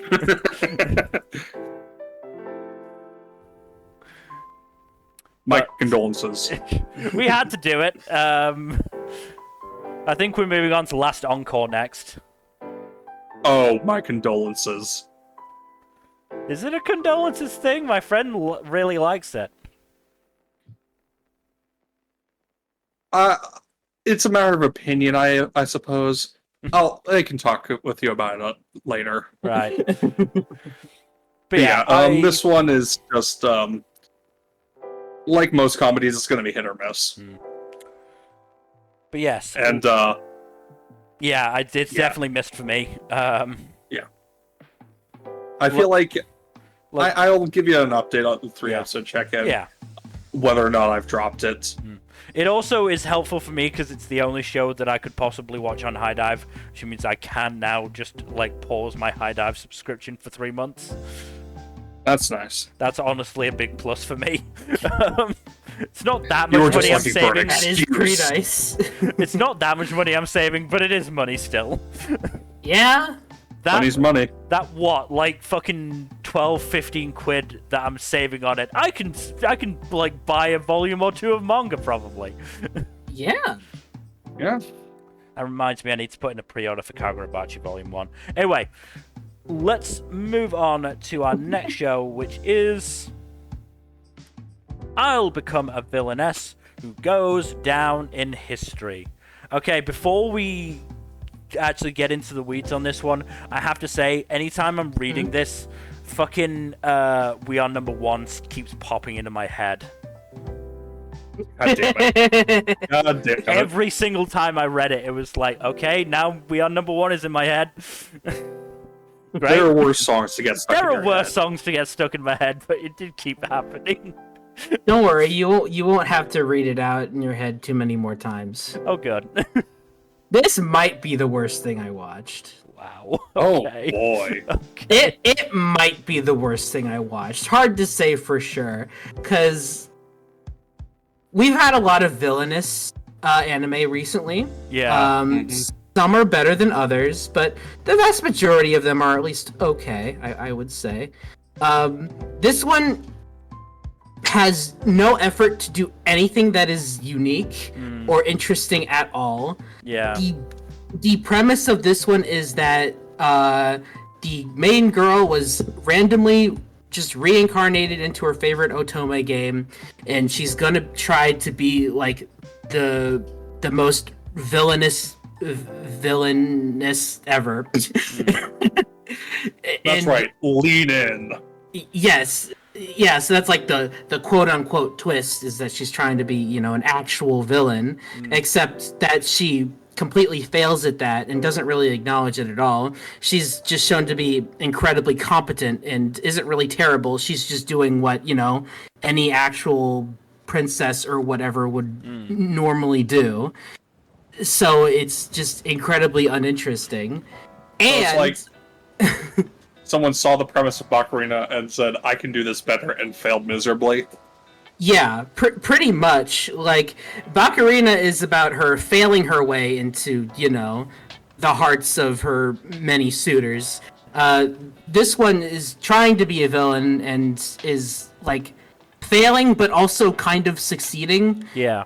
But she's not being a villain, so she's not doing anything actually terrible. It's Ooh. yeah, it's very Girl's weird. Bad. So, interestingly, this is from the same studio that's doing Blue Miburo. Huh. And Jack did Dr. Elise from Winter. Huh, okay. Huh. Like, the production values on that were nothing to write home about, but they weren't Yeah, bad. Yeah, this show doesn't exactly look. It's not like horrendous, but it's pretty. You know, I'd say it's like at best average, maybe like right below average. Maho Film has a pretty hit or miss track record, honestly. Yeah. Most of what they've done is kind of mid. Yeah. But also something else about this show that might be a yikes factor. I don't know for sure. So the main character, when she's introduced, is 7 years old. Oh boy, I don't like where this is going. Her- I don't like how this is starting. Yeah, it's never said how old her love interest is, but he easily looks to be twice her age, maybe older. Right. God damn it, Japan. Yeah, because like he's like friends with like her older brothers, and they tower over her. Like they look much older than her. So it's pretty sus when he just starts flirting with an 8-year-old girl. Right. Because Yeah. he starts flirting with her after she becomes 8, but it's Dude. pretty. I don't know. Because I could be totally wrong. He might not be that much older than her, but he looks to at least be twice her age. So it's hard to really say. It wouldn't be the first time the studio flirted with that kind of content, because they did if it's for my Dar, I'd even defeat a demon lord. Oh God. Oh jeez. Oh. I'm reading the description of the heroine of the game on Wikipedia, and Yeah. the heroine of the game. It's Bluntly put, Liz is a moron who thinks like a child, believing killing is bad. I see. What? Alicia I know the tries studio's done a couple. Alicia tries numerous times to help her grow up mentally, but everyone who got charmed by her constantly butts in. Worse, Liz almost got Alicia killed. I see. The kidnapper almost killed Alicia, but Liz couldn't comprehend her fault. Yeah, What? this just seems bad. Yeah, and also I remembered something else that was pretty incredibly stupid. So the king or whatever, like he's like deliberating over like what to do about a certain situation, and he just randomly brings in the protagonist and asks for her opinion for no reason. Just What? it just invites an 8-year-old girl for her political opinion. Just for no reason, was not provoked in any way whatsoever. It's why? Yeah, I have questions. Yeah, it was so dumb. It's like, why? If she showed any sign of actually like secretly being a genius or whatever, then okay, sure. But she hasn't. She just is shown to be a weirdly competent kid, I guess. Your Majesty, that is a child. Yeah, exactly. Like, why? It's so. Yeah, this show's pretty bad. It's This is his third try at a villainess isekai, and this is, from what you've said, easily the worst. Yeah, this is easily the worst take on the villainous shit that I've seen, and it's pretty bad. So. Alright, let's move on to something you'll actually enjoy discussing, because up next we Hell have... yes. Oh, thank God. Is it wrong to try to pick up girls in a dungeon, aka Danmachi Season 5? I'm not happy that this fucking girl with her tits out is in all of the fucking key visuals. Yeah, we'll get to that in a second. I'm just happy yeah. to talk about a good fantasy for once. Yes. Oh, good fantasy, thank you. Yeah, so they do actually, this is, Freya is going to be central to this season, as is Seir, and the connection between those two, which is going to be interesting to find out the details of that. Yeah, because they apparently have some sort of very weird connection, which I'm interested to find out. It's also worth noting that the ED is just Freya, just Strolling, adjusting her clothes and all that. Yeah. With generous shots of her tits and ass. Yeah. Look, I'm impressed the animators managed to animate all of that one-handed. Yep. Okay. It's surprisingly decently animated, but yeah, it's calm down, animators. Calm down, animators. Look, let's be real. It's one of the animation directors who made that call. Oh yeah. I mean, aside from that, I mean, this season's been pretty great so far. Mm-hmm. Belle We and actually haven't really... Oh, sorry. No. Continue. We actually haven't seen much of the Freya family so far, so this is a really interesting look into them.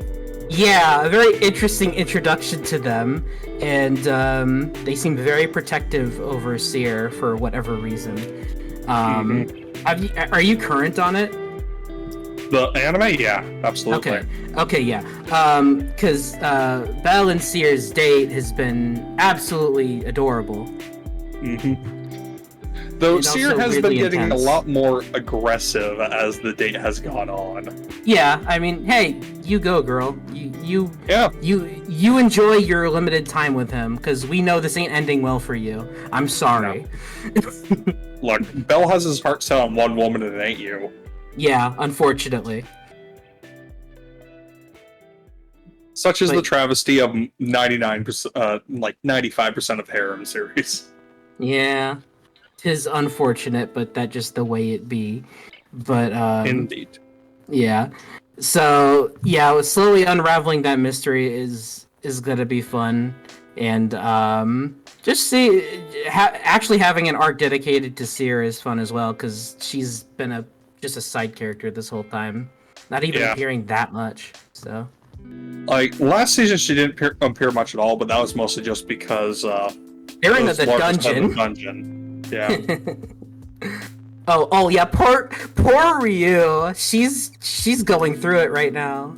Yeah, she finally realized that she's caught feelings right as Belle's going on a date with her best friend, basically. Yeah, that's rough. It's very rough. It's okay, Ryu. To be fair, at the end of this, you still have a better chance to see her, but it ain't going either of your ways. So No. Unfortunately. Also, the whole training sesh with Belle was hilarious. That was so funny. It was so fucking funny. Oh my goodness. Just what's his face looming in the background while Belle's practicing. I think Belle as an actual ladies' man might be a little too overpowered. Yes. Just ask Cassandra. Yeah. Oh, poor Cassandra. Oh goodness. But yeah, this has been really fun so far. I like Danmachi a lot, and I'm curious to see what's going on with the Freya family. Oh yeah. Yeah. Okay. And Freya in general. Yep. Yeah. Okay, let us move on then to Kinokoinu Mushroom Pup. This was good. It was just quite heavy. That's what I hear, actually. I mean, the premise is basically the main character Yuyami Hotaru's dog Hanako dies, and this is the dog that he's basically, his parents died, then he got the dog, and now the dog has died, and yeah, that's led to some serious depression. Let's pause for just a second. He named his dog Hanako? Yes. Okay, that's a little on the nose, but alright. Not helping matters is the fact that, unfortunately, Hanako was diagnosed with cancer. Yeah. And Hotaru, took care of Hanako, but then had to go out to get some work done, and when he came back, Hanako had died.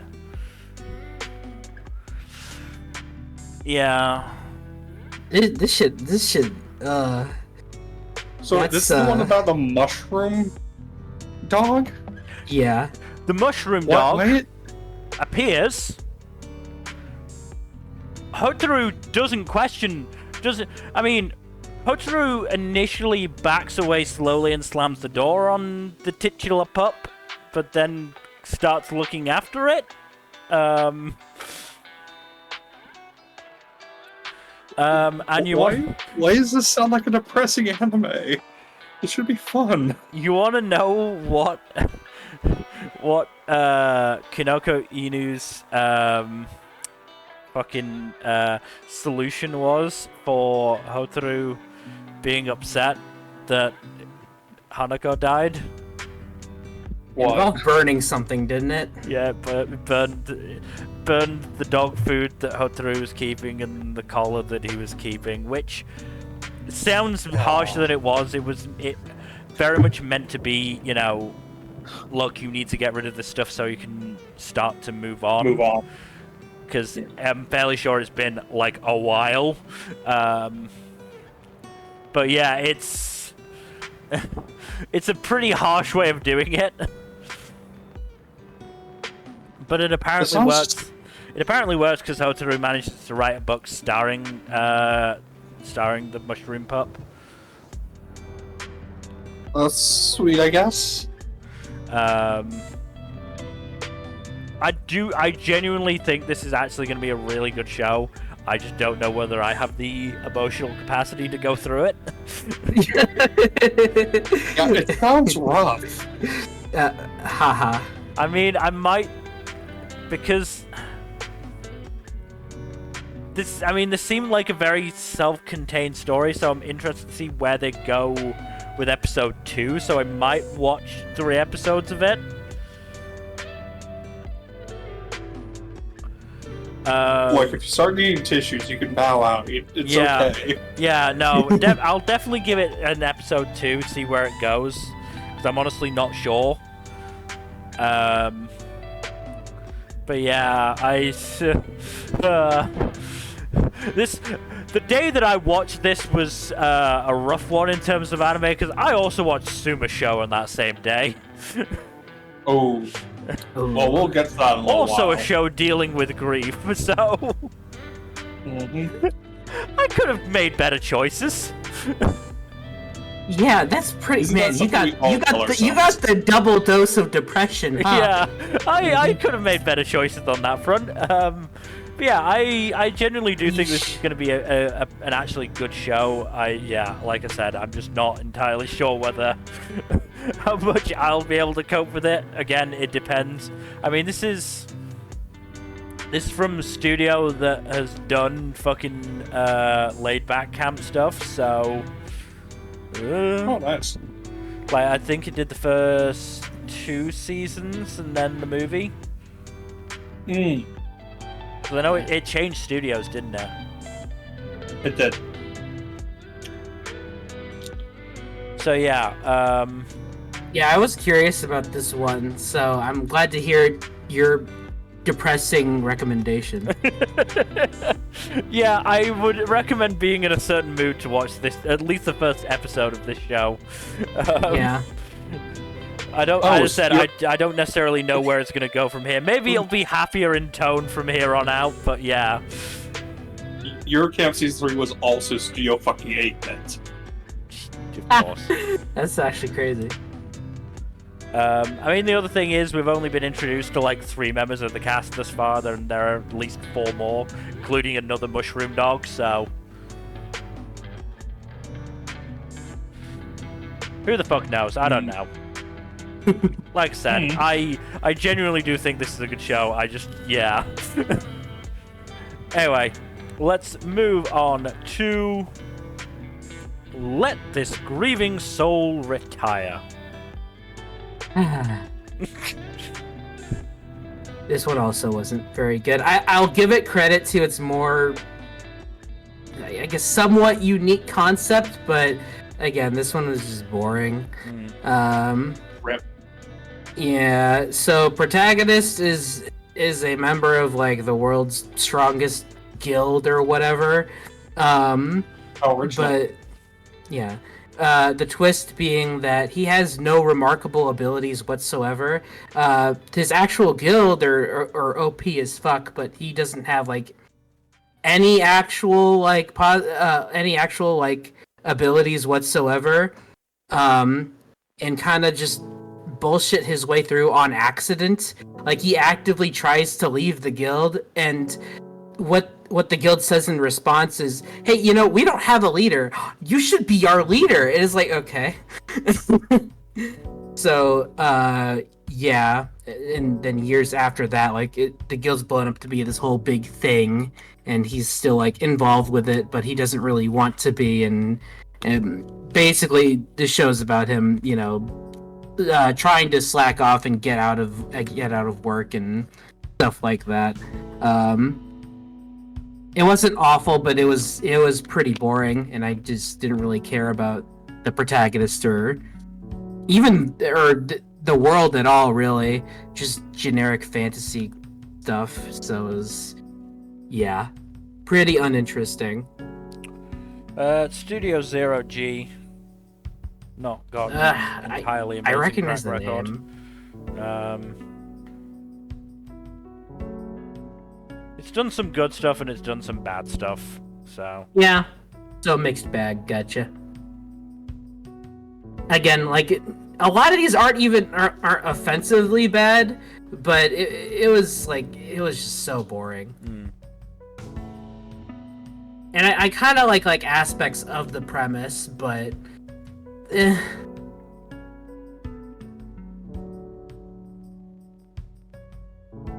I mean, the director was director on Ice Blade Sorcerer.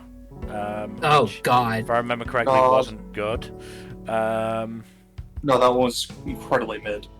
Was the director on The Family Circumstances of the Irregular Witch, which, if I recall correctly, wasn't good. Also incredibly mid, yes. Did direct an episode on Run with the Wind, so I gotta give him credit for that.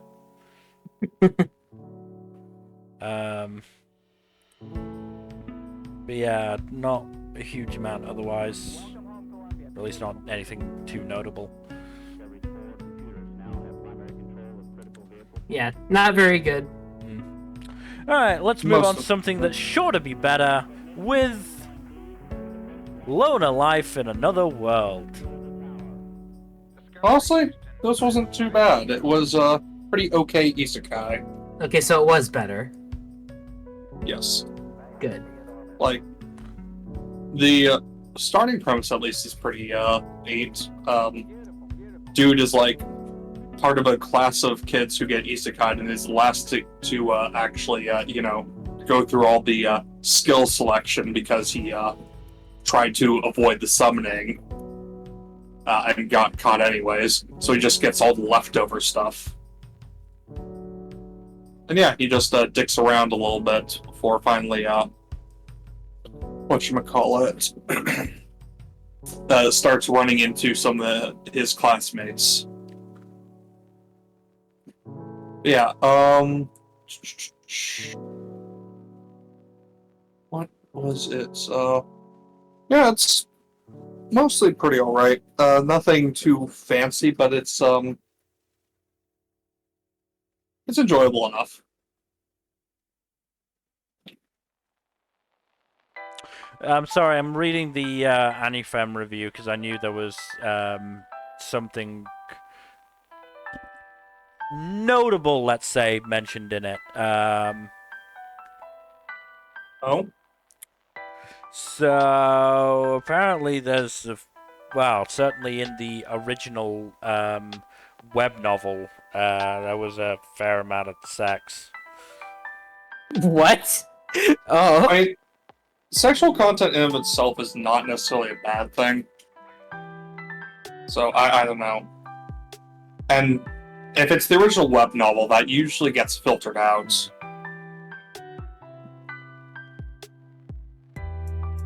I don't know. Well, I'll just have to see. Yeah, this is only one core. I don't know. I mean, there's probably context. There's context that makes it skeevier than it sounds, or necessarily sounds.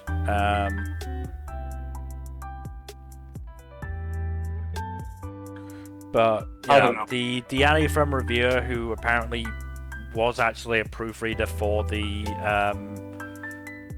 novel's translation, is comparing it to Mushoku Tensei and its ability to be polarizing. So, oh no, that's a red flag. not necessarily in the same way that Mushoku Tensei is polarizing, just saying that it is polarizing. Interesting. That is odd. It's also by Passione, which has a reputation. Oh, Yeah. Oh, I know Passione has wrestling.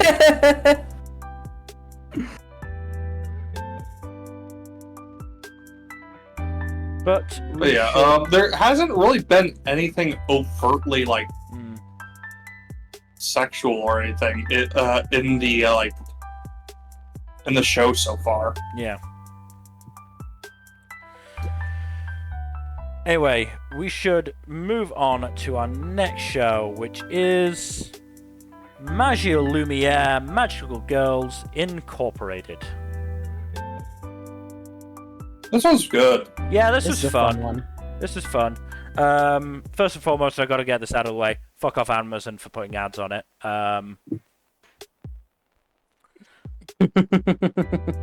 You may force me to have the ads on the screen, but you can't force me to listen to them. Yeah. On the subject of listening to stuff, interestingly, this has an audio description option, That is pretty rad. which Oh, is wow, that's really really fucking cool. cool. Ow. Yeah. Beyond that, yeah, this was a lot of fun. Kana is, I mean, as somebody who is about to enter the job market again, yeah, very relatable. Yeah, that's she's going through the kind of stuff that a lot of people could relate to. Oh yeah. I mean, those fucking dicks that were like, oh, it's weird that she translated an article from Hindi to find this out. Like, is that not a sign of dedication and ability? Yeah. It's also just impressive as hell. Yeah. Yeah. Though she was right to turn down that other company that fucked up so badly that they created a fucking monster. Yeah, that was pretty yikes. She got the better employer in the end. Oh yeah. Oh yeah. Like those dudes were so fucking incompetent, and they absolutely deserve to be fired. But yes,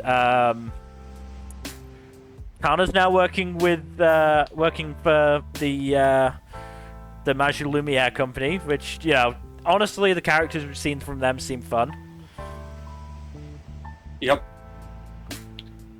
Yeah, they're really fun characters. I know there's been a little bit of worry about how the president, who's in, you know, full magical girl regalia, is going to be treated. I've read a bit of the manga. He's fine. He's a fun character. No worries. Good. Cause like it's treated as like, oh, he's just in full magical girl. That's a little bit odd, but you know, no one actually has an issue with it. So. Yeah. I mean, from what I've seen of other people who talk about it, there is a reason, and it sounds pretty decent. So yeah, I'm absolutely willing to give the show the benefit of the doubt on this. Not to mention, it is kind of a funny visual. Oh no, it's This serious, tired-looking fun. dude in full magical girl regalia is just a funny visual. I'm sorry. Yeah, absolutely. And Hitomi's magical girl transformation is fantastic. Yeah, it's really good and not too fan servicey, which is always a good thing. Yeah, it's almost like those magical girl transformations shouldn't be really fan servicey. Yeah. Isn't that right? Gushing over magical girls. To be fair, gushing over magical girls knew what it was about. I know, but It was a bad thing to still be about, irritates but it knew what it was about.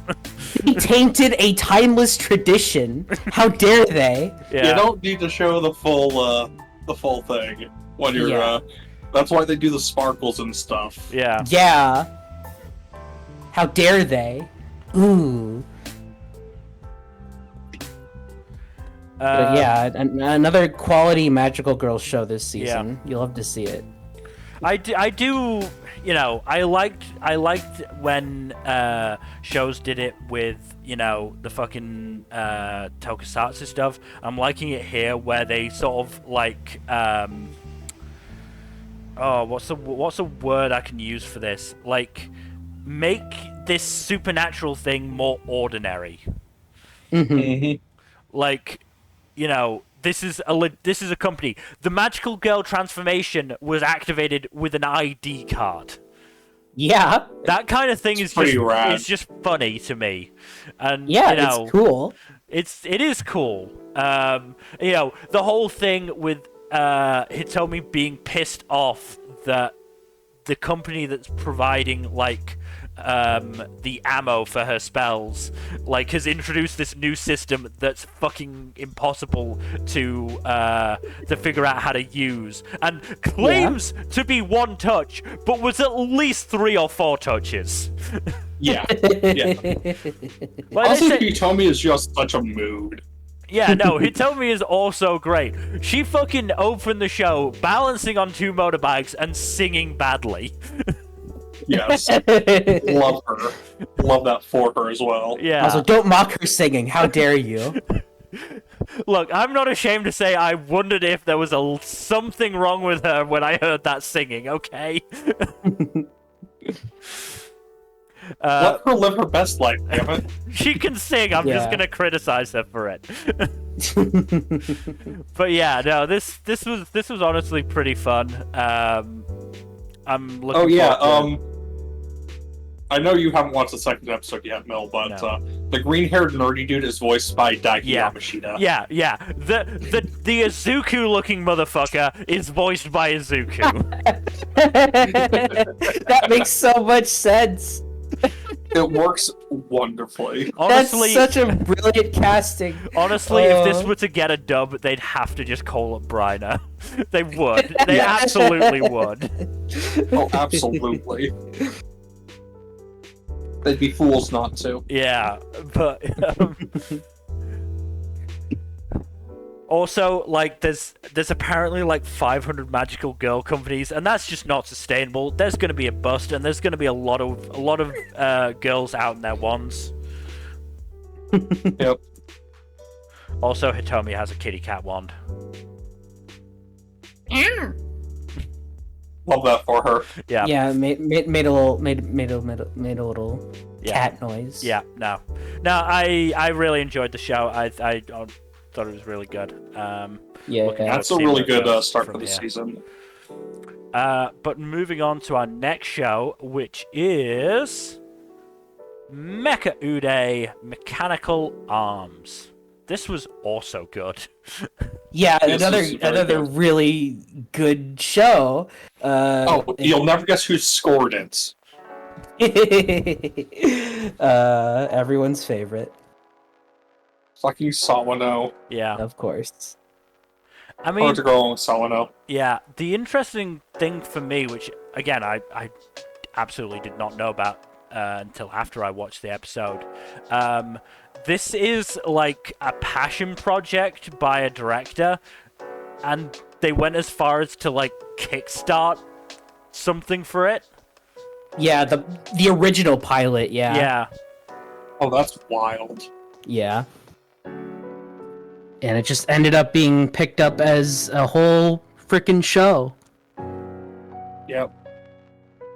And, you know, clearly, I mean, look, I've not watched Kill la Kill, and even I could see the various homages to Kill la Kill. No, you know they went, oh, we gotta get Sawano for this. Yeah.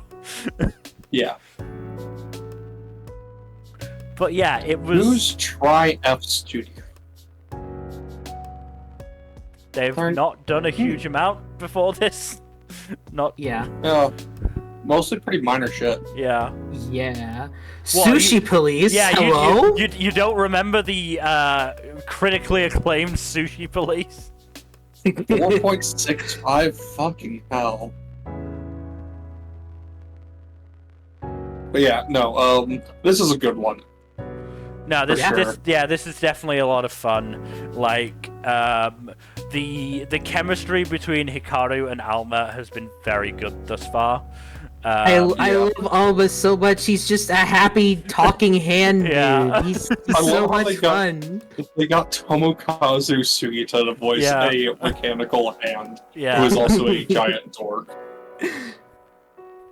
The fact that Alma dragged Hikaru's trousers down. Yeah. It's very funny. Yeah. Yeah. And obviously Aki is a very fun and interesting character. Yes. Oh, she's great. Especially, she's delightful. especially the way in the fucking post-credit scene, she fucking joins Hikaru's school, grabs the empty desk, just slams it down next to Hikaru. Yep. That was so funny. Oh, it gets even better in the second and third episodes. Oh god, I'm so looking forward to it because this was genuinely so much fun. Oh yeah. The action they had at the start of the episode was pretty good actually. It was pretty well animated. The one thing I'll say is the choreography was a little hard to follow, but Mhm. you know, it was definitely good. Yep.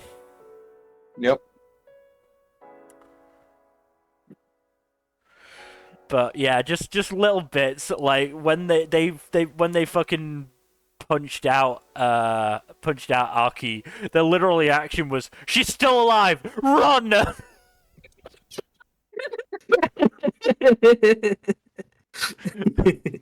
Fuck it.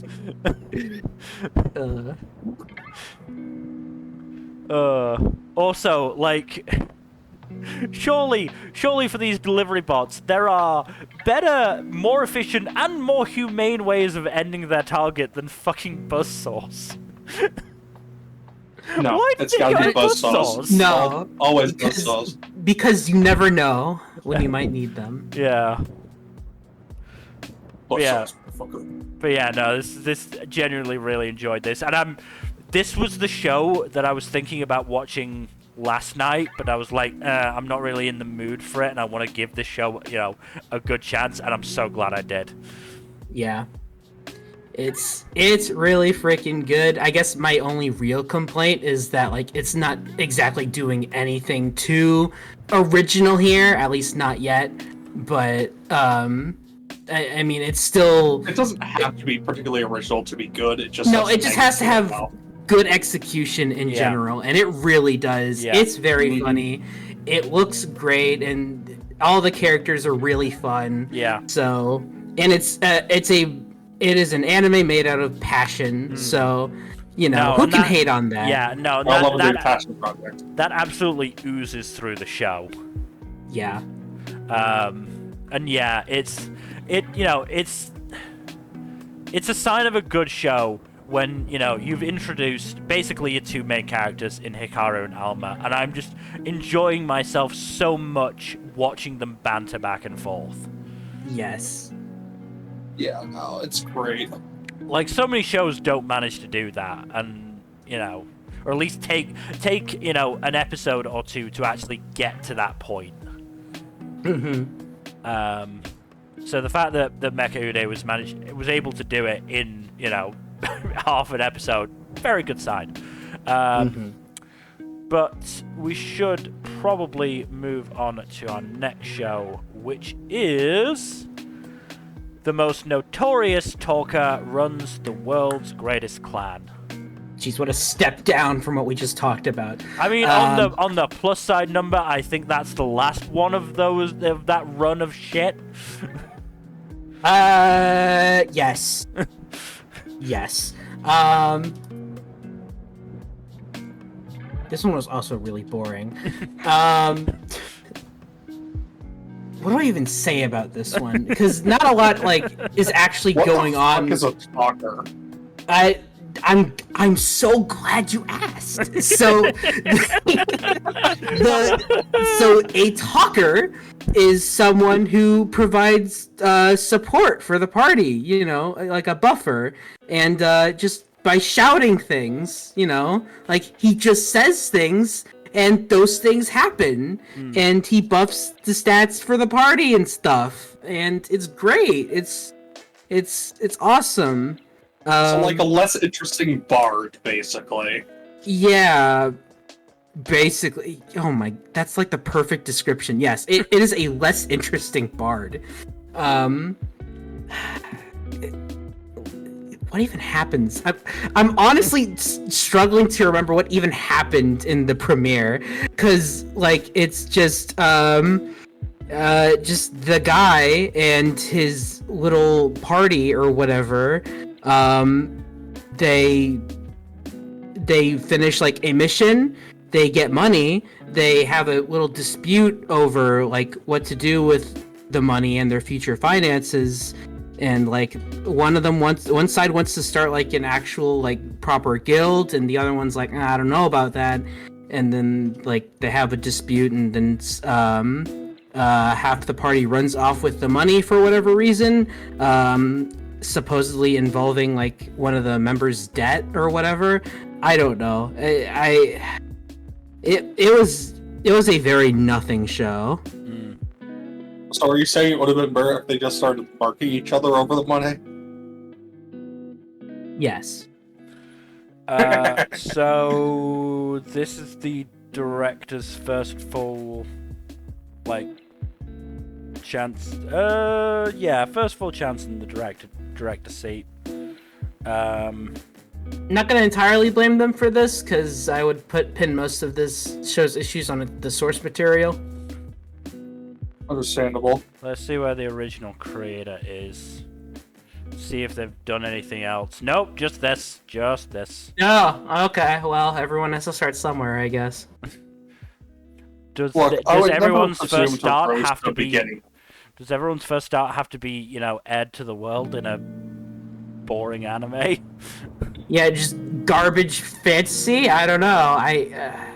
See, this is why I think most writers should get their start in either writing clubs or fanfic.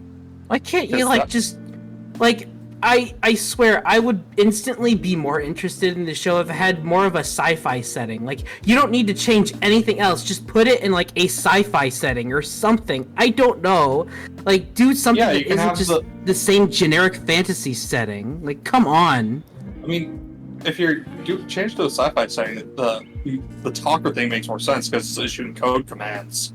Yeah, exactly. See, this is why I should be the one writing anime. Yeah, clearly. You know what? Let's make an anime right now. It should be easy, right? Yeah, it's not going to be easy, but Yeah. it would be worth trying. It would be awesome to see if we could actually do it, but probably not. Not with our resources. No. Anyway, we should move on to our next show, which is Murder Mystery of the Dead, which does not air until November. Middle of November at that. And as I said, I am not 100% sure if this will get licensed. We'll see. I guess we'll find out. From what I remember of the PVs, it is fully 3D, I think? Could go either way, then. Yeah. There is not a As long studio as it's not listed. Go There, there is not a studio listed for it yet on Mal. As long as it's not Go Hands, it should be fine. The director has nothing else on Mal. Huh. So this is just a whole bunch of unknowns, huh? What could possibly go wrong? The two script writers, or the series compositor and script writer, appear to have worked on a lot of like light novels and manga, but not much anime. But this has an interesting premise, because the point is it's based on a fucking board game. Oh. A board game is its source material. That's fun. Huh. And like the whole premise is that there's these 6 girls who are trapped inside a fucking like big building, like it's Tokyo Kabukicho Tower, and they're trapped in there by the zombie apocalypse. And then some fucking dude in there dies, and they gotta figure out which of the 6 of them is the killer. Or 7 of them. So, yeah, like, I'm genuinely interested in seeing what this does. I just really hope it gets licensed.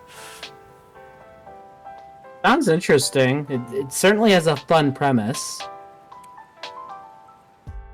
But we should probably move on to our next show, which is not so much on the fun side, because it is Negative Positive Angler. What are you talking about, Mel? Dealing with terminal illness is plenty fun. The show opens on the guy trying to hang himself. I know. God. Oh, God. I wanted to make note of that. Oh yeah, no, it does not fuck around on that regard. It is still nonetheless a very enjoyable show. Yeah, it's some of its humor is dark, but Yes. it's a good show otherwise. Yes. Like, if you can deal with or if you like dark humor, or if you can at least deal with it, I think this is definitely a worthwhile watch. Mm-hmm. Also, the protagonist is an absolute mess of a person, and it's great. Yeah, and is unfortunately kind of relatable in a lot of aspects. Mm-hmm. Yeah, no, I get it. Dude is spiraling hard, and he was probably spiraling hard well before that diagnosis. Yeah. But hey, you know what? You know what always can cheer you up? Just a nice old rousing round of fishing, right? Yep. Who doesn't like some fishing, you know?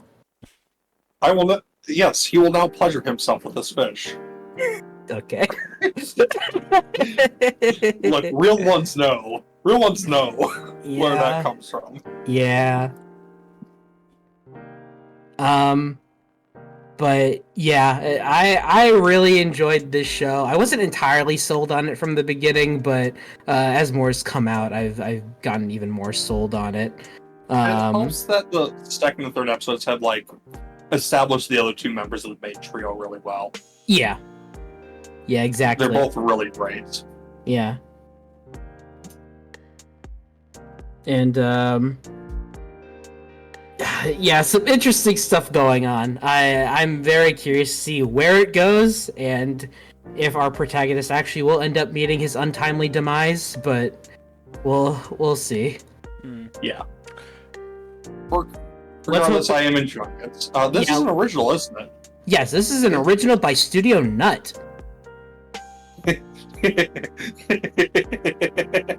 Okay, yeah. Get your yucks out. Yeah. Come on, be a grown-up, Jack. I am an adult.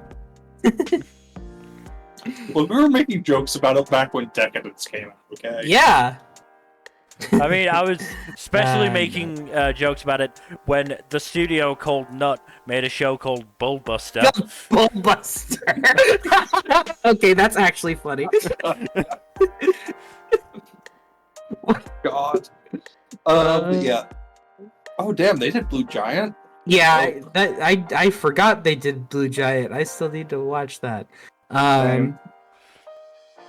Yeah, no, this show is off to a very strong start. Yeah. I definitely recommend it.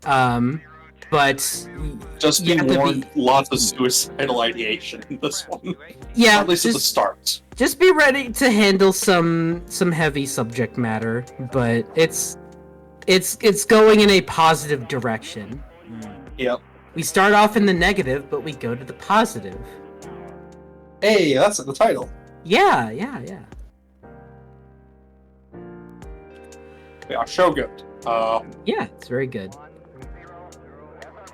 Alright, let's move on then to Nina, the Starry Bride.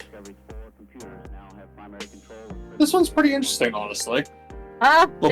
It's okay. It didn't really grab my interest too much, but I didn't dislike it. I do like the core conceit of the premise, which is basically Prince and the Pauper, but the prince is dead. Yeah. Wait, what? Wait, holy shit, I missed this thing in the key visual. White-haired dude has a fucking gun? Yeah. What? Oh, that'll be interesting. Oh boy. Yeah, medieval settings tend to be very fun when you introduce guns. Yeah, I love a good gun.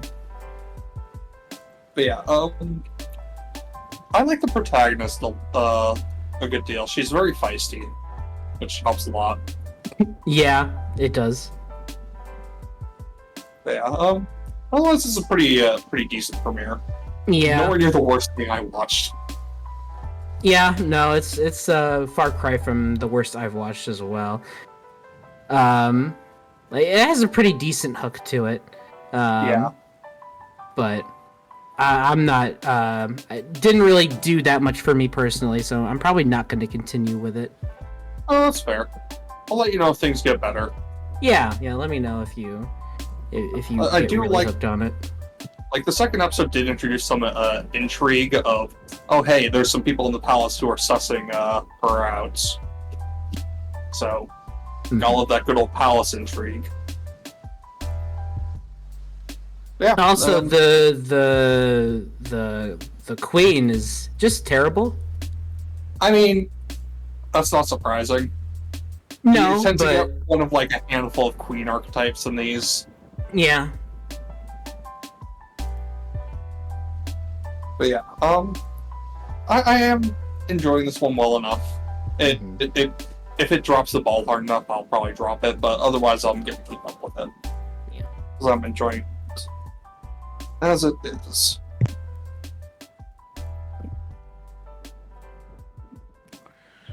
All right. Oh boy, next one's gonna be fun to discuss. Yes, it is, because in a surprise twist, up next, it is actually One Piece Log Fishman Island Saga. Yeah, baby. Because, hey, I thought, fuck it, this is going to be airing this season. Yeah. What's wild is that I can't believe they already finished season 1 of One Piece. Season 2 is going to be so insane. Okay. This is also just the most random thing ever. Yes.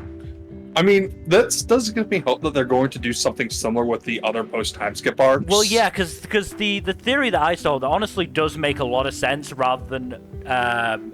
Because the theory I saw was that with the One Piece is going to do the pre-time skip arcs, and now Toei is going to basically do the post-time skip arcs in between doing the current stuff. Mm-hmm. Which probably does make more sense than Wit doing the entire thing. Yeah, that does make sense.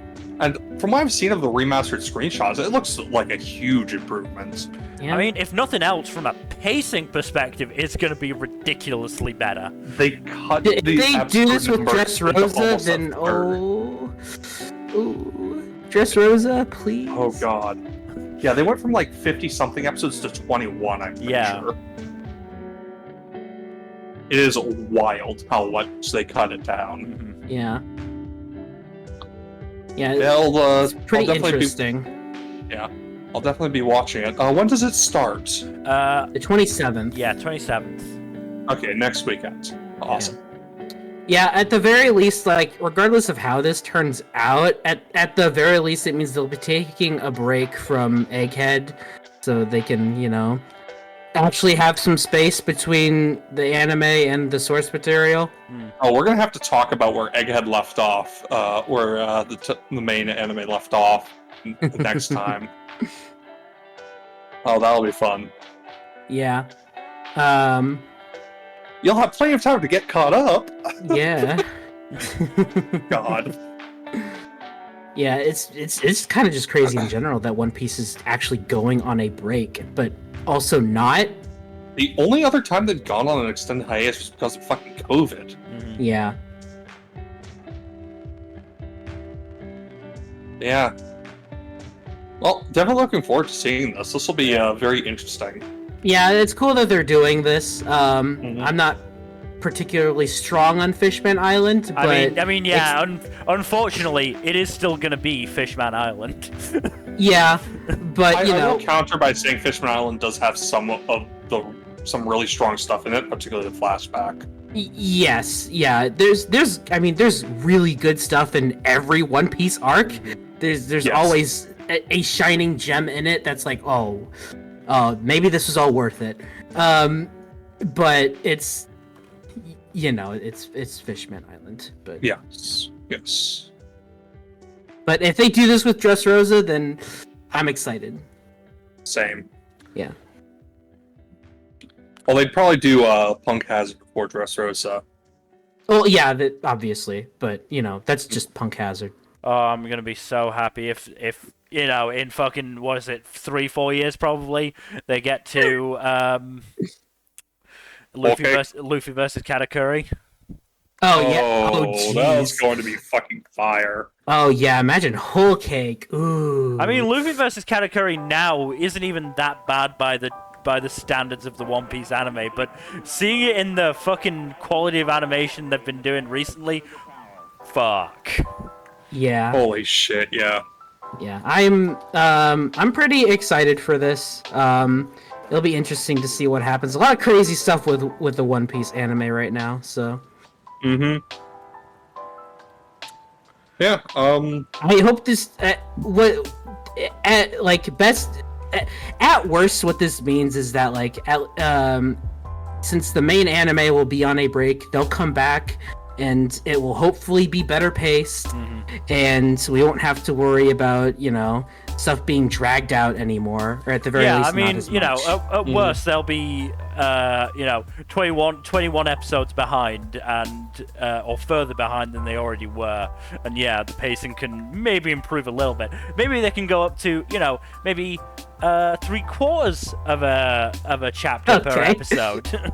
God damn it. All right. Rather than half a chapter per cool. episode. Okay. We should probably move on to something that's new. Yeah, let's move on to Orb, about the movement of the Earth. This show is fucking good and fucking brutal. I mean, it starts off with Suda tearing out a dude's fucking fingernails.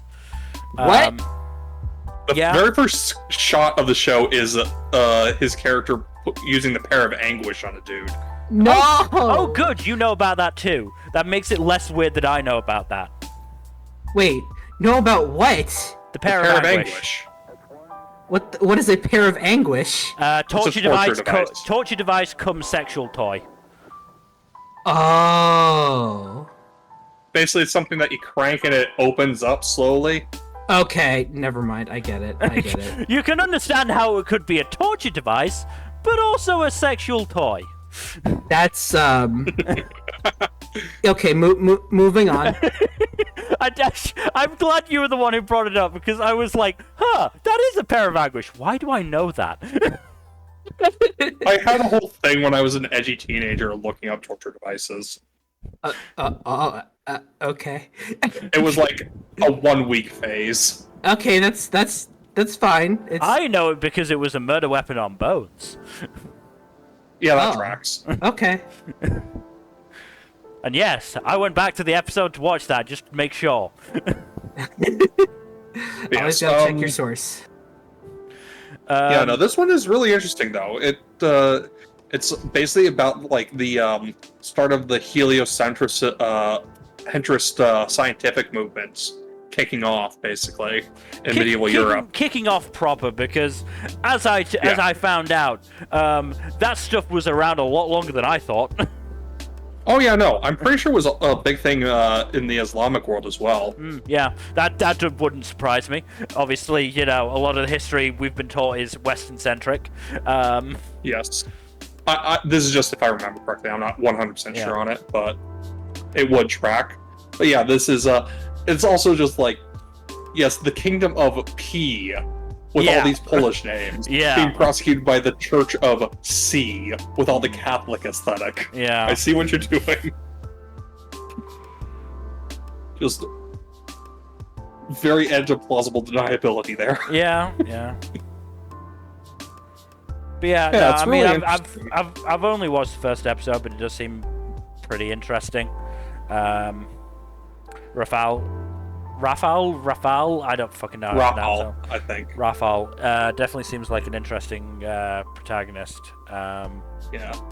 I do like that he catches the curiosity bug when he actually talks with this dude. Yeah, Hubert. Yeah. Who, absolutely clocked Rafal immediately. Yeah. Like, hey, you want some knowledge? Well, not just that, but clocked that, Rafal was putting on this persona of, happy-go-lucky god kid. Yep. When he is nothing of the sorts. Though I will say, him going to university at 12 is insane. There's no way he's going to survive Freshers Week. Yes. I think this is like post-plague, by the way, so... It was like 15th century, I'm pretty sure. It was like just a few decades pre-Copernicus. Yeah, 15th century Poland. Yeah, They got a really good voice cast for this too. It's well post the Black Plague. Black Plague was 1300s. This is 1400s. Yeah. So it's about a century and change later. Probably, yeah. Yeah, fucking Kenjiro Tsuda does do a good job because he's voicing, a villain. No, he's voicing a psychopath again. Yeah, that's his wheelhouse. Yes, I am very, very interested in this one. I will say, try to be as blind on this one as possible. But that's all I'll say. Yeah. On that matter. Long story short, this one's pretty damn good, and it's shaping up to be one of the stronger entries in this season. It has plenty of really strong entries. Yeah, it seemed pretty interesting, so I'll probably give it a shot. Animated by Madhouse as well. In case that. Yeah, it looks gorgeous. What platform is it on? Netflix. Interesting. Okay. Yeah. No, the Madhouse does a really good job animating the starry sky. It is just beautiful. Yeah, no, it's been very good thus far. Yeah, no. Beyond that, should probably move on. Yeah. Sorry, I was looking up the history of Poland. Well, you mentioned the plague, and I got my ADHD brain grabbed onto that and went, I wonder how Poland dealt with the plague.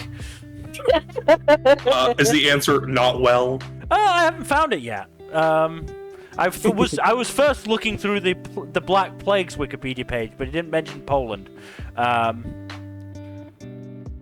I don't think the Polish Wikipedia page is mentioning it either. I'd have to search somewhere else. Beside the point. That's for my own bullshit time. Let's move on to Puniru is a kawaii slime. Is this one a magical girl show? No. Okay. No. The character is just a slime girl. Cool. She could be a magical girl if she wanted to, but she's not. She isn't.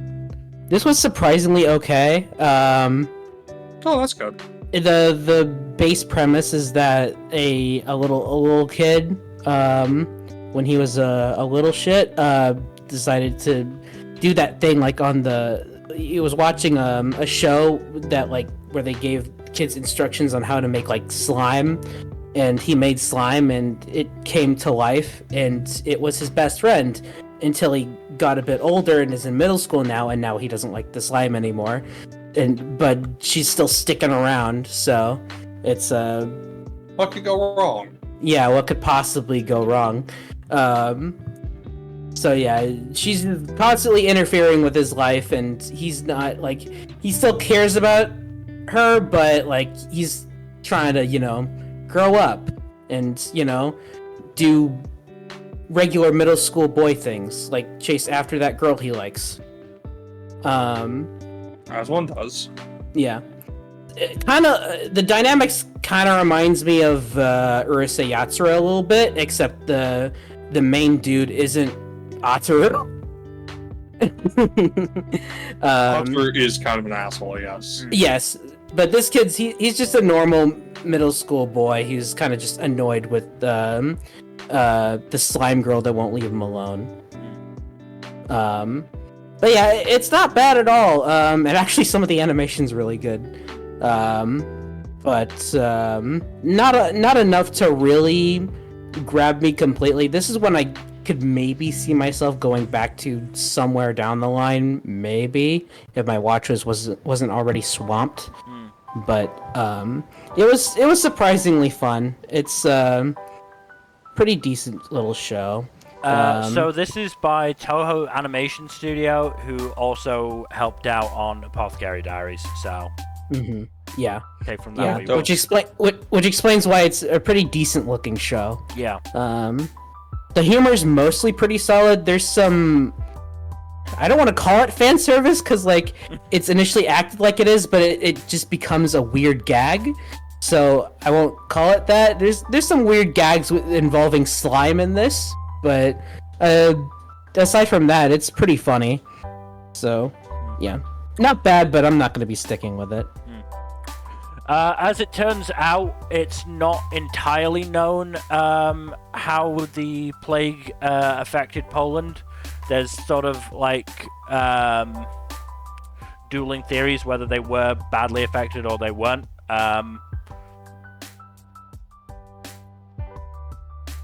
So yeah. Okay then.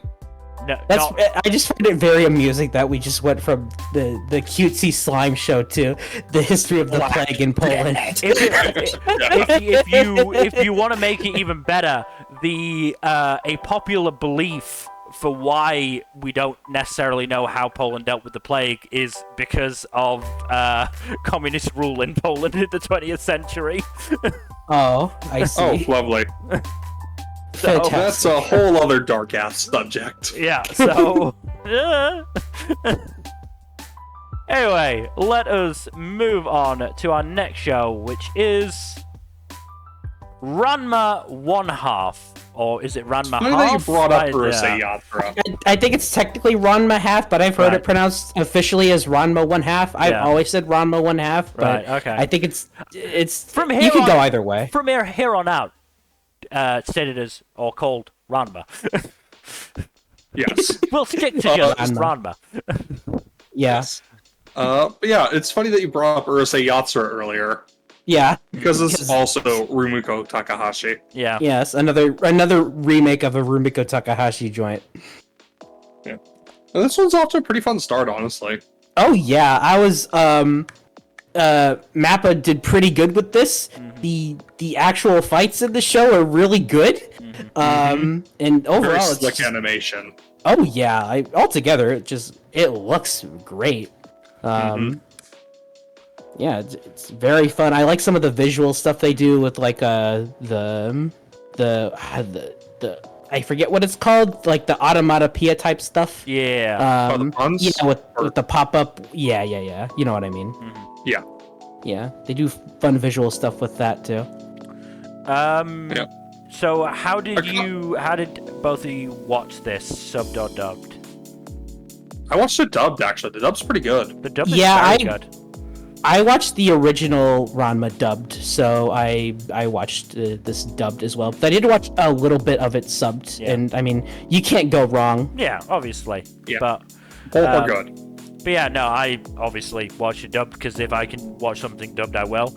And yeah, there were like a couple of little, wasn't even necessarily the main dialogue, just a couple of little like off-screen people just making comments, just like, is that panda? That's panda. That's a panda. Yeah, there's some very funny Or reads. the panda's grabbing that girl, but why though? Bark, bark. You know what? He's But right. It's none of our business. It's none of our business. Little bits like that that were great. Why though? Yeah, but The why show's though? very funny. The characters are really funny, and they're bouncing off each other really well. Yeah. I do absolutely fucking love the whole delayed reaction stuff. Oh yeah, that happens was good. frequently. Yeah, my Yes. one thing, and you know, it's unfortunate because it is such a major part of the show. It is going to be a make or break for me. Is I'm just not entirely convinced about the chemistry between Ranma and Akane yet. Let it cook.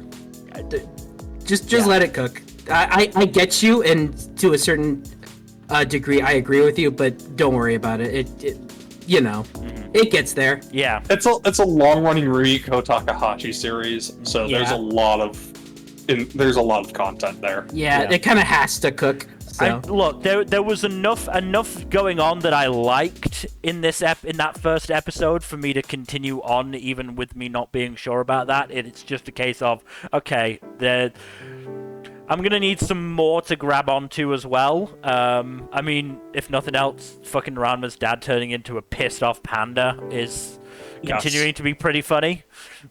Oh, you want to know something funny, Mel? Go on. So for the Japanese cast, Kape Yamaguchi, aka the guy, the voice actor behind Usopp is Yeah. Ranma's VA, and Cho, the voice behind Brook, is Genma's VA. Okay. Okay. That's great. Yeah. I didn't know that. That's wonderful. Yeah, no, it's great. Yeah, no, the English voice cast is also excellent. So let me just have a quick look-see. David Arrigo Jr. and Susie Young voice Yeah. Ranma. Valeria Rodriguez voices Akane. Kaji Tang voices a bit art. That's funny. Yeah, voices the fucking what was it? The Spring Guide. Yeah, that's funny. Um, Jonah Scott's Tatewaki. J. Michael Tatum is Son. Yep. I don't know if that's how you pronounce Fred his name. but Tapaskior is Genma. yeah. Yeah, no, it's a good cast. No, it has been a good cast so far. And there is a massive cast of characters. I've Oh, heard there's some yes. dodecahedron bullshit in this one, which should be Oh, fun. The This is like, Ranma's number of Takahashi fiancés dodecahedron. goes crazy. yeah. Now, I heard, like, out of all the Takahashi works, this is the one that goes the most insane with the dodecahedron. Oh no, absolutely. There's a lot to follow because this character likes this character likes that character, but this character doesn't know that character is secretly male. So it's Very lots funny. of yes. They do some fun stuff with that. One thing I'm not quite sold on, not yet entirely, is just the color palette. This uses a much more subdued, kind of pastel-y color palette compared to the more vibrant. Compared to Urusei or the more vibrant original Ranma anime. It's not a bad thing at all. I'm just not quite used to it yet. It's but Yeah, I get that. I think it works though. It looks very good. But I kind of like louder colors in general for these types of shows. Understandable. Yeah. I mean, I think overall for this show, it's just going to be a case of I'm just going to keep on watching and enjoy what I enjoy until I can't anymore. I'm not going to make any guarantees I'll watch the entire thing, but for the time being, as long as I'm enjoying stuff, I'll keep watching. Yeah. There is one character I've heard of who is a red flag that I am probably going to avoid like the plague. But yeah, that will be a discussion for when said character comes up. What was that? So you're going to be debatably Poland in that occasion. God damn it. Yeah, another thing. This is a Rumiko Takahashi series, so a lot of the characters in this are just terrible people. So the series is also from the fucking 80s. Yeah. And it does have a disclaimer for that at the beginning. So yes. Yeah. At the very least, they do warn you about that. I mean, Ranma went on a bit of a rant at the end, which was oh boy. But to be fair, he got smacked for that, and everyone agreed. Yeah, Ranma asked for that one. He absolutely did. Yeah, no. I do appreciate that, even though all the characters are some degree of asshole, at least they wind up getting punished for it for the most part. Oh yeah, no, I'd say that's one of Takahashi's strengths is actually punishing the characters when they're assholes. Yeah, this show's definitely not for everyone, but I really enjoy it. Yeah, it is mostly a good time, but there are some characters that are definitely like, I really do not like this character, and we'll see where that goes. But just gonna have to wait until said characters get introduced and or elaborated upon. Yeah. But as of right now, it's really good. They're doing a great job. Yeah, it's a good time. Yeah. All right. Speaking of a good time, let's move on to our next show, which is another fucking sequel. This is actually a start of a run of sequels. Oh boy. Oh god, you're right. Let's move on to ReZero, Starting Life in Another World, Season 3. I really liked how chill most of this opening movie episode was, and then, holy fuck. And then, hey, I'm gonna just kill a whole bunch of people at once. Yeah, that's fun. Via synchronization, no less. Holy shit. Yeah, that was pretty messed up. Yeah, like the one thing as much as it grinds my gears that the show did a 90-minute premiere, I can at least partially forgive it just because it was very much of a slow. Yeah, it was a slow burn premiere. Not a whole lot actually happened. It was mainly just set up, so I'm okay with it for the most part. Also, it felt necessary to give all the characters time to breathe and reintroduce themselves in a lot of ways. Yeah. Also, hey, Kenjiro Tsuda showed up. That's pretty cool. Boo! Who did he voice again? He was what's his the shitty dad, right? Yeah, the shitty dad, the shitty redhead knight's dad. Oh yeah, Reinhardt's dad. Yeah, Reinhardt's dad, yeah. A lot of characters in this show. I can't remember all of their names. Again, I am very understanding of why it was such a long premiere because of all the characters. Yeah. It had to serve to reintroduce and or introduce a bunch of them. The only 3 introductions were really super important in the premiere itself. Mm-hmm. Namely, Reinhardt's dad, songstress, and of course the witch cult leader. Also, Garfield may have found his mother, apparently. Yeah, that's gonna be fun. Yeah, that's fun. The fuck? Oh, are you caught up on this one, or are you come up? No, I barely had enough time to watch the premiere, so... Understandable, it's a long one. Yeah. I am caught up, and fucking hell. Episode 2 was very not fun for Subaru. Yeah, I mean, that's kind of just how this show goes. It starts off, big, pretty chill and all right, and then things go bad for Subaru. I do gotta say, Sirius does make a very, very strong first impression. Yeah. That's the bishops of the witch cult are all very colorful characters, and all of them are disturbing as hell. Yeah. They're all very weird. Mm-hmm. One thing I do actually really like in the premiere is just a lot of the character interactions are just good fun. Oh yeah, absolutely. Yeah. I love Subaru just instantly hitting off with the songstress and them just bantering back and forth. Yes. Look, it's not what it looks like, okay? Yes, singing a very questionable song. Yes. The incredibly talented songstress who is not very good at writing lyrics. Yes. Look, she can sing well, that's what's important. Yes. That's what her job is. Yeah. But yeah, ReZero is really, really, really good. I look forward to actually catching up. I'm also curious to see how many episodes actually have openings. So far, episodes 2 and 3 have both had the opening, but only episode 2 has had the ending. Okay, alright. Interesting. Yeah, see, that's the game, right? Which episode has an opening, which one has an ending? This is better about the openings and the endings than Season 2 was. Season 2 was maybe a handful of episodes across both cores had both the opening and the ending. Yeah. You need to watch Season 2, why even Mil. bother? I do at some point. Yeah. This is one of the few exceptionally good isekai out there. Yep. Alright. Yeah, good stuff. Can we move on? Yeah. Yeah. Alright, let's... This is your guys' thing next. Yeah, let's move on to... Ron Kamonohashi's Forbidden Deductions Season 2. I miss these More idiots. Fun.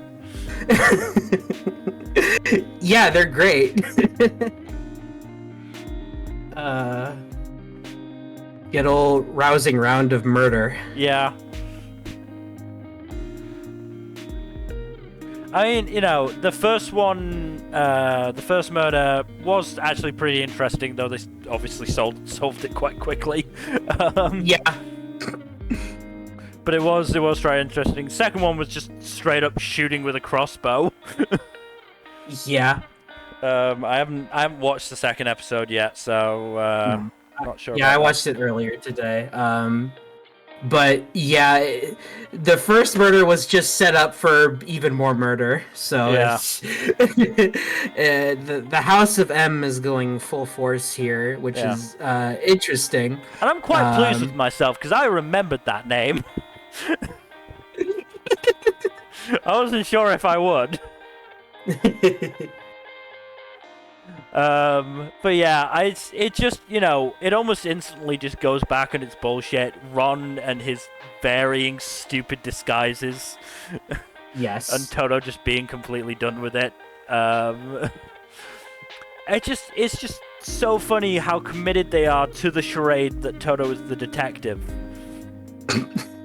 Like Ron at this point, Ron just spouts all of the like exposition and stuff, and then goes, "Oh yeah, Toto told me to say that." Yeah, what ace detective he is.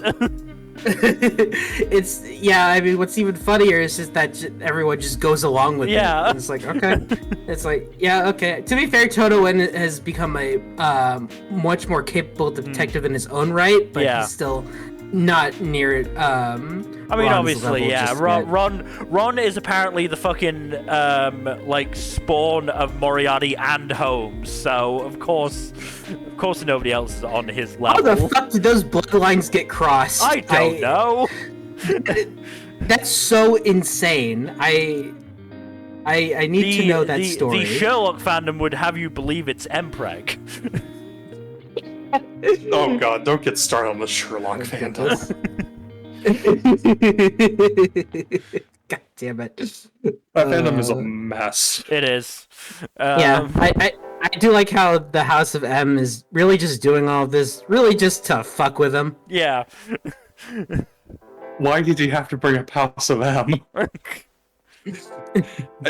I have a very different context for that as a comic book fan. Oh, yeah, I just remembered that House of M is a completely different thing to us Westerners, but yeah, it's just the Moriarty House clan, of Moriarty, basically. yeah. Yeah. Yeah, I gathered from context. Yeah. But yes, Also- No, you go ahead. Can a Japanese detective show go 15 episodes without mentioning Sherlock fucking Holmes? Nope. As it turns out, no, it cannot. No. As it turns out, no, it cannot. Not unless it's Challenge impossible. It either mentions Sherlock Holmes or it mentions Conan. If not both, somehow. Yep. Yeah. The way this show did it makes me okay with it, but still, it's a little like, you didn't have to do that. The whole point of this show is dumb bullshit, so I'm fine when it does this dumb bullshit. Yeah. That, oh yeah, we're the clan of Moriarty, we have beef with Ron because he's the spawn of Moriarty and Sherlock Holmes. Yeah. I'm looking forward to the gender ambiguous Winter being the antagonist of the season, because they definitely seem like they're not going to be taken out quickly. Let's put it that way. Yeah. No, they're still around in episode 2. Yeah. I'll say that much. And it seems like they're just gonna be persisting. But yeah, just more of the good stuff. Now, more of Kamonohashi and its bullshit.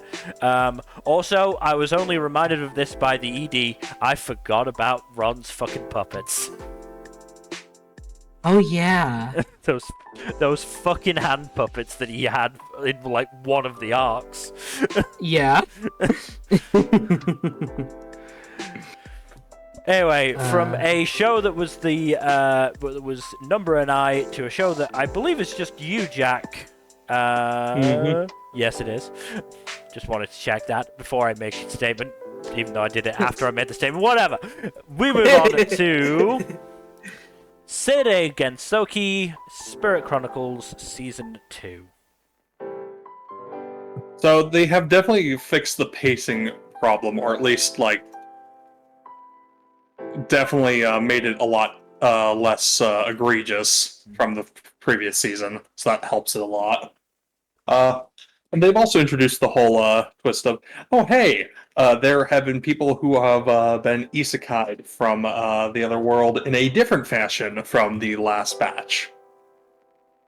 And funnily enough, it seems like they were pulled from a different point in the timeline on Earth, which is an interesting wrinkle.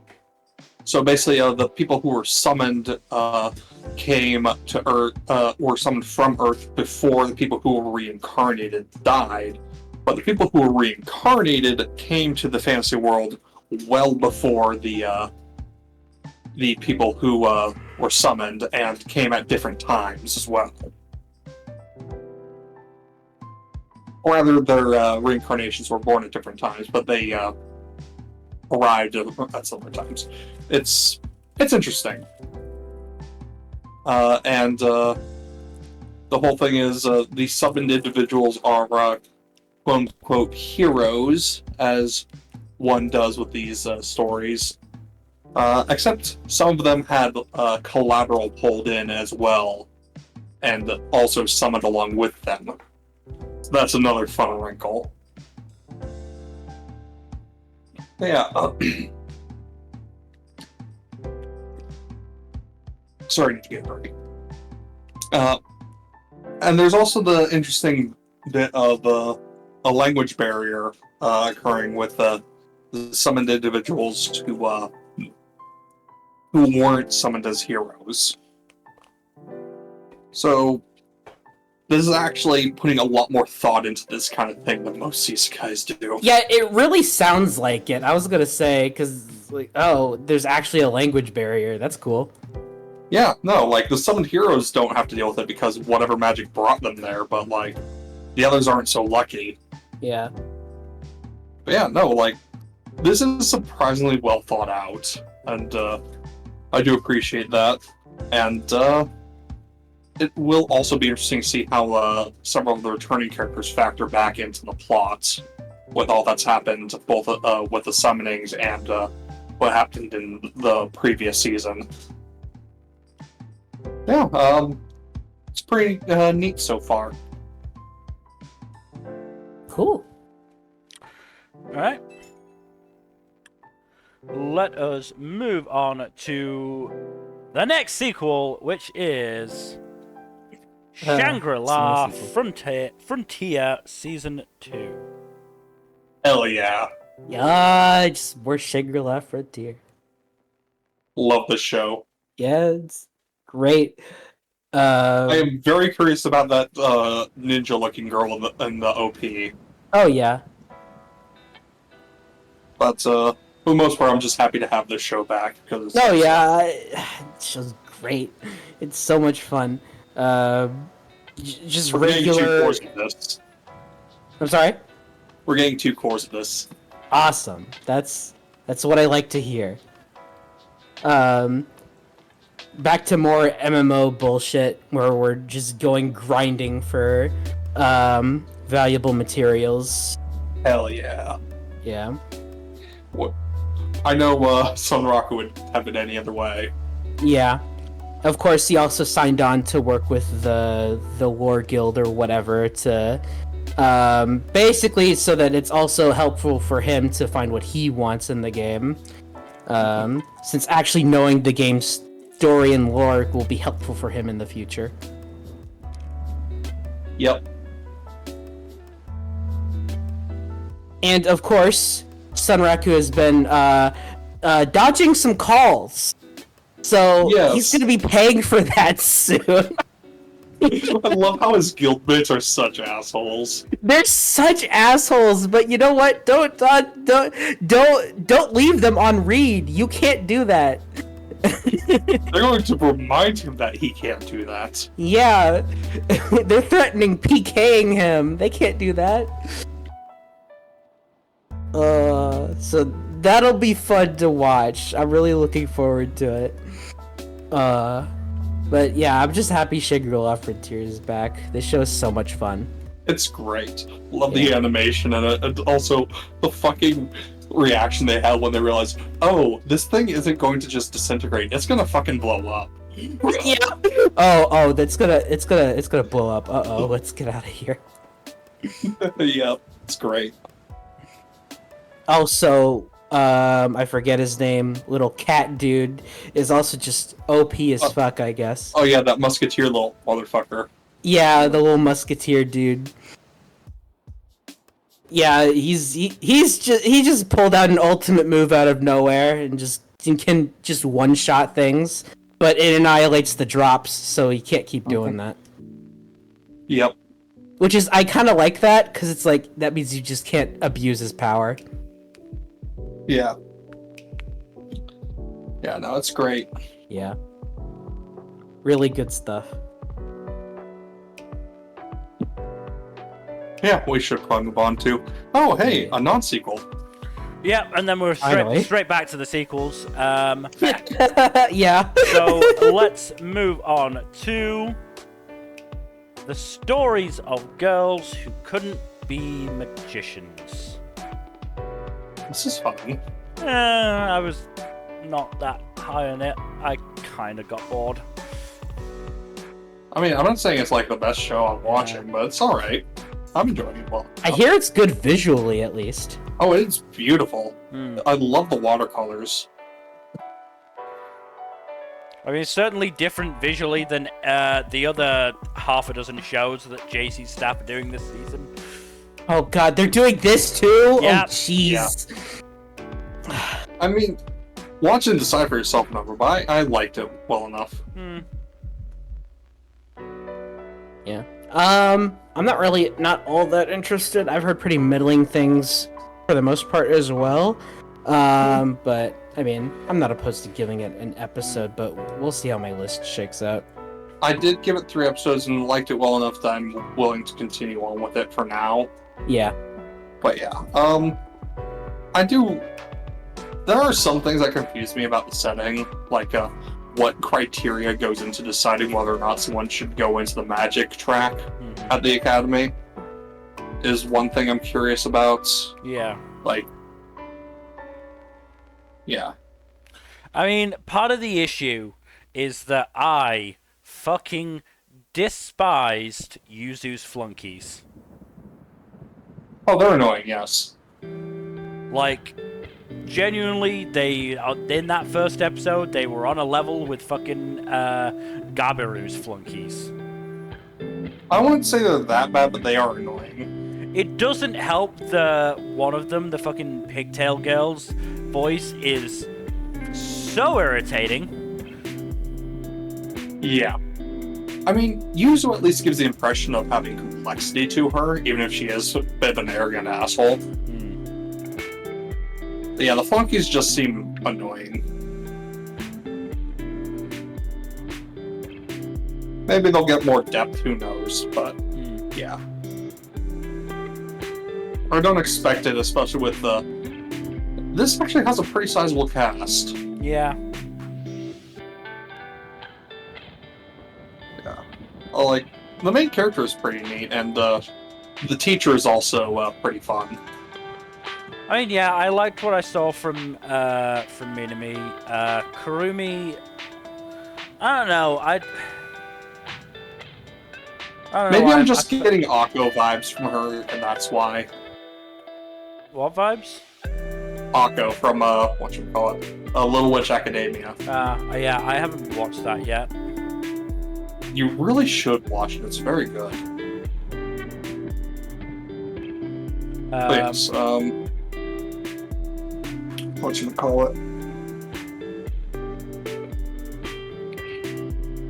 Yeah, this one's not too bad. I wouldn't put it like on the level of any of the really good shows this season, but it's still decent. Look, the issue is, let me just check actually. When did I watch it? Because I think that influenced how I was feeling about it. Okay, yeah. I watched it the same day that I watched 365 Days of the Wedding, that I was like super into and enthusiastic about, and I did not feel the same way about this. Yeah, it's one of those things like, if you put it after something that's a tough act to follow, it's not going to be as, not going to have as much luster. I mean, here's the thing, you know, I watched things, you know, I watched Mecha-Ude and Acro Trip back to back, and Demon Lord. Those are both very good. And Demon Lord 2099, you know, all three back to back today, and, you know, managed to enjoy all three of them. And so I just, not to mention, I've got enough on my list as it is. I can't really spend the time giving a show that I'm just not that into and that has elements that actively annoy me, you know, time that I don't necessarily have. No, I get it. I mean, look, I like that the Magami teacher has a capybara. That is fun, yes. It also seems like the standard class is full of absolute fucking weirdos. Also fun, yes. And it's honestly a little interesting that they use little fucking PDAs as magic casting tools. Yep. And the whole thing with the main teacher's deal is that she's analog.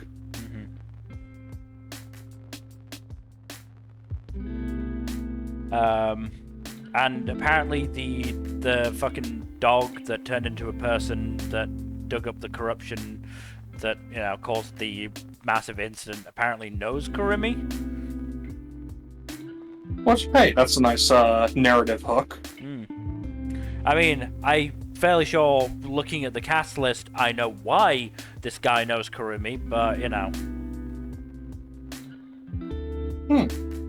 Let me look at that, actually. Thank you for bringing that up.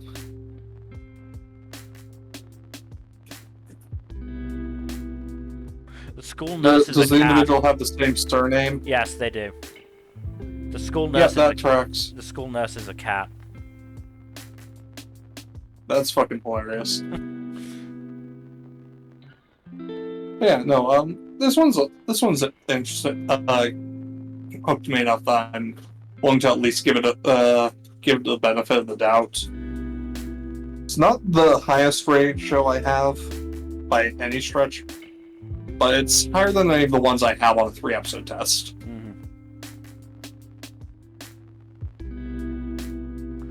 Which you know how that is. Okay, let's move on to our next sequel, because again, we're back to the sequels, with Sword Art Online Alternative Gun Gale Online Season 2. I tried to watch this today. It turns out I had more episodes of the previous season to watch than I thought I did, so I didn't quite have enough time to watch this. But I will watch it, because I am now caught up. I have finished the first season and can now watch the second season. So you'll probably hear more on this one at the pre-episode check-in. Well, all I can say is I really hope Kirito doesn't show up. He has been alluded to once in the first season, and that's it. He is the bane of the Sword Art Online franchise. Xenon actually got more mentions in the first season than Kirito did. Which, you know, makes sense. But yeah, I'll discuss this one. It's, you know, I'm actually caught up on it. Yeah. Alright, let's move on to Tonbo Season 2. This opened up with a recap episode, which I did not watch. So That's funny. Hold on, Mill. I think I have the appropriate reaction for you. Where is it? There it is. I mean, yes and no. It was one less episode that I had to watch. Theoretically, I probably should have just watched the first episode proper, but who's got the time for that? Yeah, who has you. to watch more than one episode? The one thing I will say is I did actually go and check. It looks like the subs might be better. Oh. Because I did actually go to a couple of scenes, and the subs are calling Tombo's granddad Grandpa Gon instead of Uncle Gon. So, Cool. fingers crossed, the subs will be better this time. On the unfortunate end of things, also has an ad in the middle of it. Right, Amazon. Yeah, Right. so fuck off, Amazon. Yeah. I'm gonna say that every single time that we talk about Tombo and Magilumiere. So, okay. That's fine. You're right to do so. Even what I've seen of Magilumiere, it is also just hilarious that Amazon of all companies acquired it. Yeah. Oh yeah, you're right. Actually, that's kind of It is ironic. very Yeah. anti-corporate. Like, just my bit. I forgot to bring up one. No, that's fine. That's fine. That's absolutely fine. But yeah, so Tombo, fingers crossed the sub's gonna be better. Not looking forward to having pause in the middle of the episode for a fucking ad Ad break. break. What I will say is, I think Tombo is at least slightly more suited to it, because it actually has a mid card that they can use, whereas Magilumiere, certainly in the first episode, did not. So it just ended, it just broke off really fucking awkwardly and made me wonder if I'd missed something. Yeah. Wait, actually, I'm now curious. Do you remember where the ad was in it for you? No, because I have an ad blocker. Ad blockers don't work. Not for me, What's anyway. Yeah, I watched watched two of the fucking I things used and it's the- not working. Yeah, I use the Amazon app on my PlayStation, so I can't ad block that. Rip. Yeah, do you remember where it was, number? Jeez, I actually don't remember. I think it was at like, Right, well, was it at a suitable point to have an ad? I don't remember. not I especially. don't think- So for me, it was when Kana was in the coffee shop, working on her resume, and then it cut to the ad, and then when it came back from the ad, it was those two chuckle fucks preparing the room for the interview. It may have been the same for me. I don't remember, but that does sound kind of right. Because yeah, it felt really fucking like awkwardly placed. Yeah. I'd almost prefer it in the middle of a scene, because then at least I have a better idea if I've missed something. Anyway, we should move on to our next show, which, oh boy, is Tohai Urarate Mahjong Tohai Roku, which did not get licensed. Oh, yeah. Oh, so we don't have to talk about it. Cool. Not really, no. I mean, it was technically on your list because you swapped me for Kinokoinu for it, because you Right. knew it wasn't licensed. Yep. I mean, it seems like bad fucking what was it? Seems like much Kakigurui? worse kaiji. Worst Yeah, kaiji, it's- worst kakigurui, that sort of thing. It's like if Kaiji and Kakaguri somehow had a bastard child that was just much worse than anything from either of those. So it's that if so it's like if Kaiji and Kakegurui had a Boruto. Yeah. Yes. There may also be some human trafficking involved. I'm not 100% sure. Okay. I mean, for some reason that seems to be a thing in most gambling anime. That's weird. Why? Why? Why bet To be money when fair, you can bet it's- yourself? To be fair, it seems like the protagonist is trying to help the girl who was human trafficked, but, you know, I don't know whether there's an element of, you know, I'm helping you for some kind of reward. I don't fucking know. It's a seinen, and it's a manga that is finished, to be fair, 115 chapters from 2006 to 2011. The hell? And it's by It's by Eastfish Studios, which did critically acclaimed A Condition Called Love, which also had semi-yikes elements.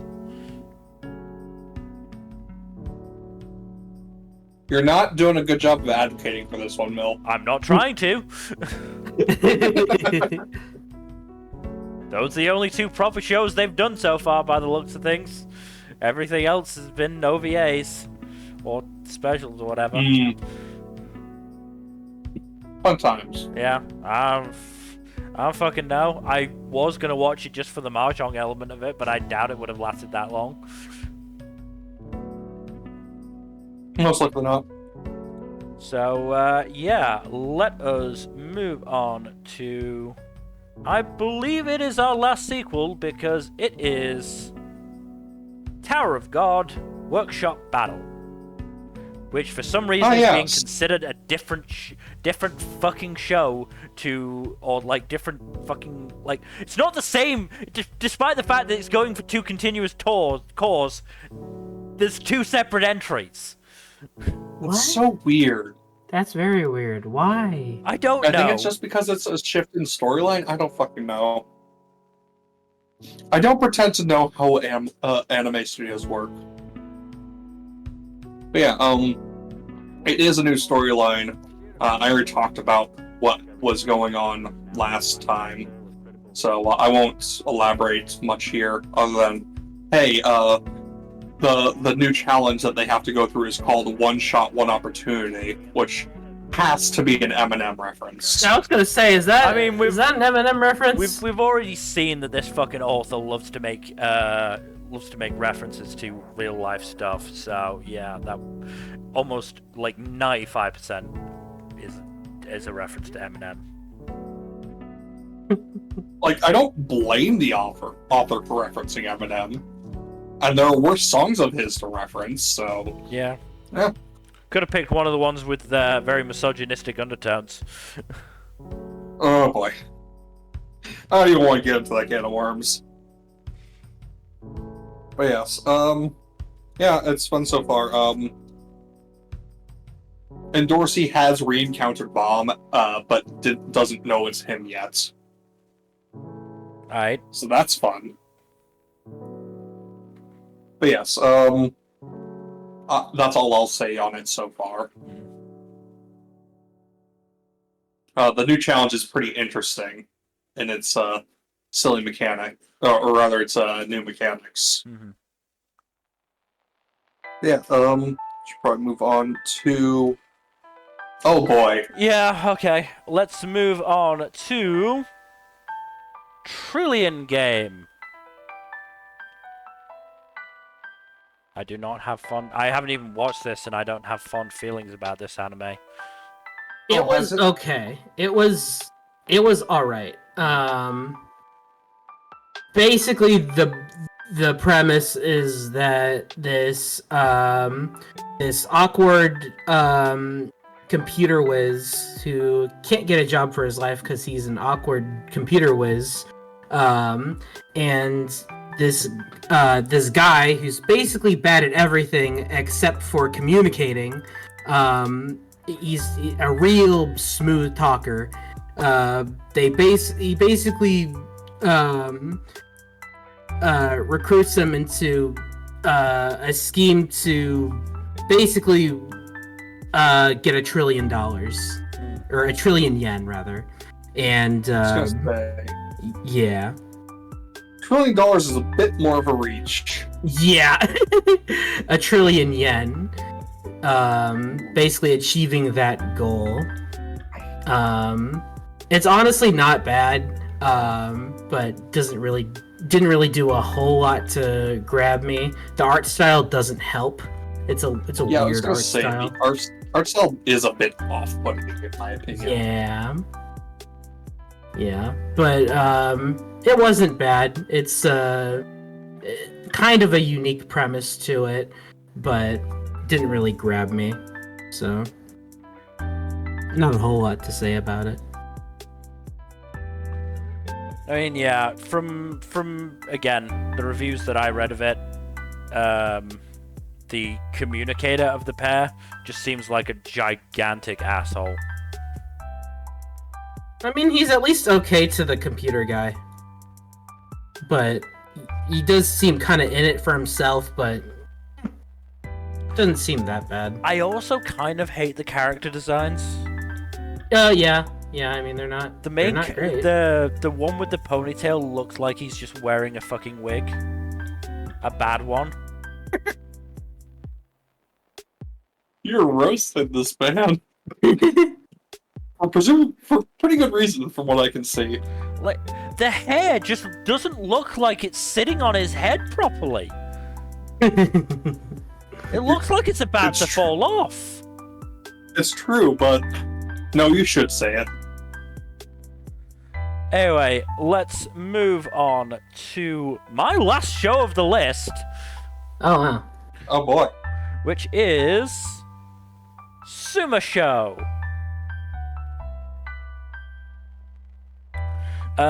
So, as I mentioned when talking about Kinokoinu, this is definitely lighter-hearted than Kinokoinu's premiere. Which is very funny to me, considering. Yeah. I mean, you would not be able to tell that based on the visual.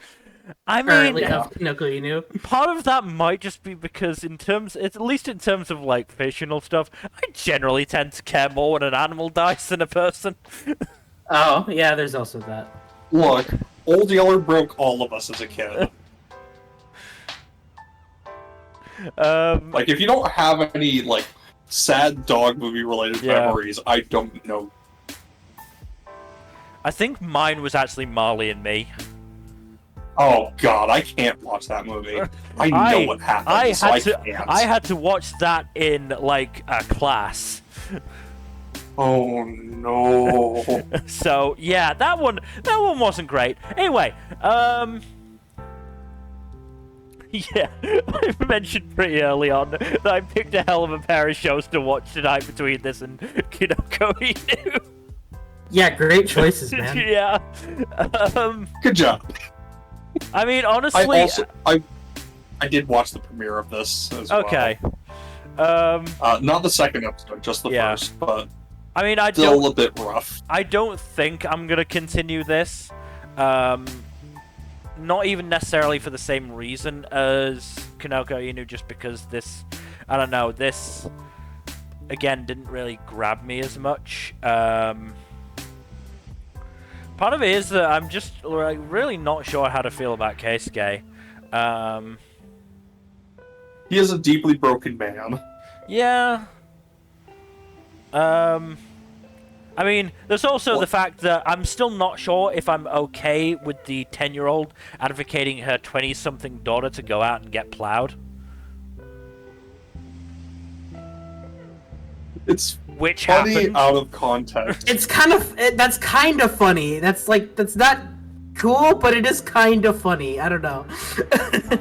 Yeah, like, in context, it's kind of It's a funny visual in my head. I mean, part of the issue, of course, is that, or part of what, not even part of the issue, from what I know, episode 2 focuses a lot more on Takai, or whatever she is now called, and it gets a lot more serious. Yeah. I'm torn between trying to give this one 3 episodes and just, like, not putting myself through that. But at the end of the day, I'm just not that interested in the premise. Like, I think it could very well be an interesting look through grief, but I also think that there's a show that is probably going to do that this season in a way that I prefer. Again, not even necessarily saying the way this is going to do it is going to be bad. It probably isn't going to be. I've heard actually quite a lot of good stuff about this series. Yeah. But you know, there's just little bits here that I'm just like, I didn't really like that. Didn't really find that funny. yeah, it's. I don't really know what else to say. Yeah, I'm kind of torn on this one just because, like, it's an interesting premise, and the idea of looking at grief through this lens is interesting. But, like, I've seen a lot of other stories that examine grief in a way that I think is better overall. And, so they've come at it from several different angles that I think have all been pretty interesting and pretty, not necessarily unique, but just well executed. And this one, I don't know if it has that necessarily down pat, you know?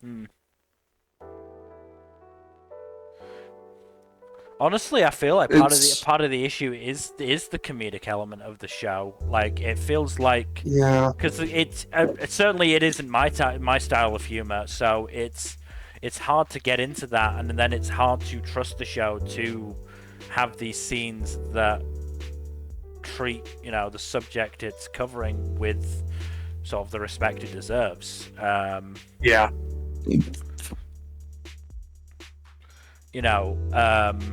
Again, I'm going back to Kinokoinu again. The comedy there is from the absurd premise of this fucking mushroom dog.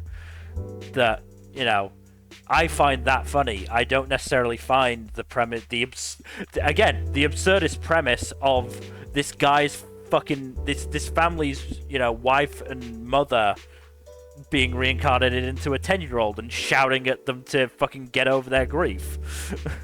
To get their shit together. It's been 10 years, goddammit. To be fair, 10 years is a long time, but yeah. I mean, when someone is that important to you, it can cripple you. No, absolutely. And, there is an element of, yelling at them may not be the best move to get them through their grief. In fairness, Mel, I don't think most people in Japan, are very good with therapy. Yeah. I mean, the other thing is, it feels very, how to word this properly? Is the right term gender essentialist? Maybe? Like having the wife doing the cooking? Traditionalist. Let's go with traditionalist instead, yeah. Like, that kind of put me off. Oh, absolutely. Yeah, no, I get it. Like, the whole thing of, like, ever since Takai died, they haven't really been making dinner anymore. Yeah. It's like I get because the homemaker is gone. I get that the point of the point of the bento is more that it's what's the word I'm looking for? My brain is a little fried after so many shows. It's more of a symbol. That's the word I'm looking for. It's more of a symbol of how Keisuke and Takai first met. And it's, it is a symbol of their relationship. But, like I said, I just don't think this is for me. And when I do have a show like Kinokoinu that I think will cover a similar subject matter in a way that I think I will prefer, I think I'm just gonna drop it. I don't blame you. I'm considering doing the same. I will say, for anyone who, tried to dunk on it for saying, the premise is that he's, gonna have sex with his wife in a 10-year-old's body. Nah, it's not gonna be that. Nah, it doesn't look like that. In fact, she does scold him multiple times early on for hey, don't take pictures of me. Yeah. That's weird, dude. Knock it off. Honestly, there might be an interesting element if Keisuke, enters into a relationship with that co-worker he's been eating his bentos with. Yes. Because she's clearly interested in him. Mm-hmm. That could genuinely be an interesting element and add some interesting stuff. I just don't necessarily feel interested in getting to that point. Yeah. Again, I get it, and I am thinking of dropping it because of that. Yeah. Anyway, Yeah. that's me. That's me pretty much done. So let's move on to next show, which is Tying the Knot with an Amagami Sister. It's been a while since we've had like a more traditional harem rom-com, but this one actually plays it pretty well, I think, for the most part. With the titular sisters being, you know, decently varied in personality and also bouncing off the protagonist in different ways, Yeah. which helps differentiate them pretty well, as opposed to like most isekai/fantasy harems, which either give the girls like very samey personalities, make them identical in their relationship with the protagonist, or both. So that alone already gives this one a leg up. Plus, there's the whole conflict between the middle sister and the protagonist over, like, he's very much a rationalist, starting to become a doctor because he's inspired by his mother figure. Whereas she's very much because they're all shrine maidens, so she's very much more on the religion side of things. Yeah. And so that's the cause of their core clash of personalities. So it's pretty interesting, honestly. Like, and the production values don't hurt because it's pretty good to look at. What studio's doing this? Drive. Oh, Drive. Wow. That they've done Konosuba, Teppen. And they're doing Go For It Nakamura-kun. Yay! Some good old yaoi. Yep. That'll be nice. I've heard good things about the comic for that one, so I'm definitely looking forward to that. I've just seen the memes. Yes. It's a very memeable cover, if we're being honest. Yes. But yeah, no, this one's actually surprisingly decent. It's still a harem series, so I don't know. But I'll give it a few episodes to see if it grows on me. I'm upset that this got 24 episodes, to be brutally honest. There are a lot of shows this season that are 24 episodes, that are like 2 cores. It's kind of insane. Like, even the ones that have funky numbers like ReZero. ReZero and Danmachi are like 15, 16 episodes. Ari Ferretta's 16 episodes. Blue Lock is 14. Yeah. Then you got, let's see, Amagami Sisters, Blue Box, Orb. Shangri-La Frontier, Orb. No idea about any of these guys. And, oh yeah, oh, fucking Rurouni Kenshin, that. Oh, Terrified Teacher at Ghoul School also is,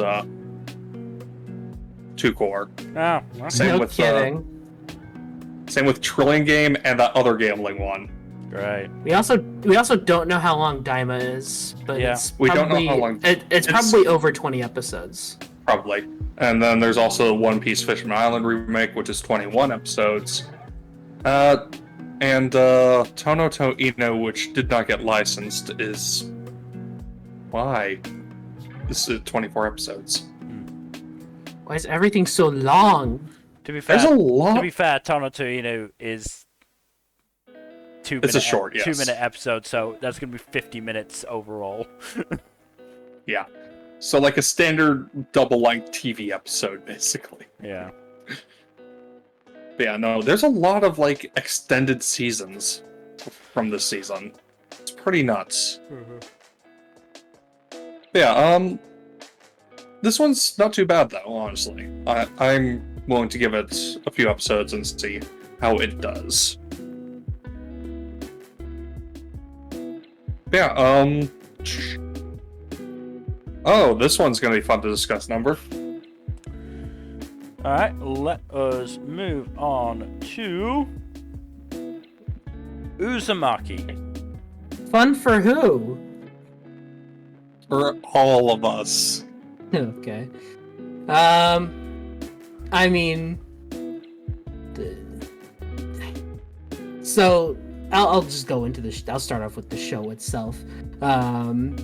Basically, a lot of spirally things are happening in this small town, and stuff's getting pretty weird. The main character's like boyfriend's father is like obsessed with spirals. He keeps like creating spirals and like looking at things that have spirals in them and commissioning art with spirals. It's very weird. All culminating in him himself becoming a grotesque spiral. It sounds like Junji Ito. Yeah, it's a disturbing visual. And then even in his death, he becomes a cloud in the sky that is also a spiral and is trying to create even more spirals. So you could say they're spiraling out of control. It's a unique joke. It's a very very good. Yeah. Yeah, I deserve that. Anyways, so visually, episode 1 of this show is very good. It's very impressive, and they did a great job capturing Ito's art and art style, and just the way, even like the way where you read Ito's work and you have to turn the page to see what happens next. It kind of does a good job of portraying that kind of feeling. And then there's episode 2 onward. I've heard episode 2 is a fucking mess. Yeah, it's not good. And someone who worked on the show, I forget who it was, put up a now deleted tweet saying about I think it was like one of the like Adult Swim producers. I do actually believe Something it was like on Blue that, Sky. Blue Sky. Okay, I interesting. think it was, yeah. Interesting. Okay. Well, regardless, in a now deleted Blue Sky. I'm still gonna call it tweet. I'm still gonna call it tweet. I don't care. In a now deleted tweet, basically saying how much of the production was rough for a lot of people, and that I think some shit with Warner Brothers happened, and it was basically either not finish it at all or just work with what they have, and they just decided the latter. So, yeah, it was a lose-lose situation, but they didn't want their work to go to waste, which it kind of is anyways, unfortunately. But, I mean, yeah, really unfortunate, especially since this show has been in production for so long. It's kind of mind-boggling that it turned out this way. Oh no, Uzumaki is on Channel 4. Oh well. Oh. I'm still not watching it. Yeah, I mean, I'm I not recommend really episode 1 at either. least. I'm not much of a horror guy, so I probably Yeah, don't no, pass neither on am I. that. Yeah, I mean that's fair. I'm not really either, but I was curious enough to give it a shot, and I like episode 1. I think it was very well made, and at some point I'll probably read the manga, but yeah, that's probably where I'm stopping at, just episode 1. I was holding out hope that, hey, maybe the other episodes are as good as episode 1, but based on what we've heard, that is not going to be the case. So So it was Toonami co-creator and executive producer on Uzumaki, Jason DeMarco. yes, okay, I think that's the guy that's like basically in charge of anime over there. Yeah. So yeah, that sounds about right. Yeah, So very unfortunate that it turned Yeah. out this way. I do believe I did see some people, or at least one person, like, in the industry, like, go, it's fucking, throwing stones from your glass house there, DeMarco, sort of thing. I can't remember exactly what was said and who said it, but yeah, there was somebody who was like, okay, yeah, it's real fucking rich of you to talk about being screwed over on this when you did something or other. I can't remember. As I said, I can't remember exactly what it was. Yeah, I mean, just it doesn't really matter if he did something. The truth of the matter is like the team on this was screwed. That's kind of just the fact of the matter. Damned if you do, damned if you don't. Yeah, exactly. And it does kind of concern me for the future of Lazarus, another Adult Swim original anime, as well as the fact that it's being made by Mappa. So holding out hope it turns out good. I hope it does, especially since it has a lot of great staff on it, but we'll see. But yeah, it's just really unfortunate that something that was very highly anticipated turned out to be kind of a disaster. Yeah. But silver lining, we did get one good episode out of it, so there is that. Okay, let's move on to our penultimate premiere, which is Yakuza Fiancé Rise wa Tanin ga Ii. Oh god, this one. Okay. Well, that's a good start. That's a good reaction. It wasn't bad. I don't know how to feel about this show, to be honest. I've heard it described as glorious trash. Or something to that effect. Maybe it might be glorious trash. So basically, the daughter of this big Yakuza boss man wants her to get married to the son of this other Yakuza boss man, and unite the families and all that.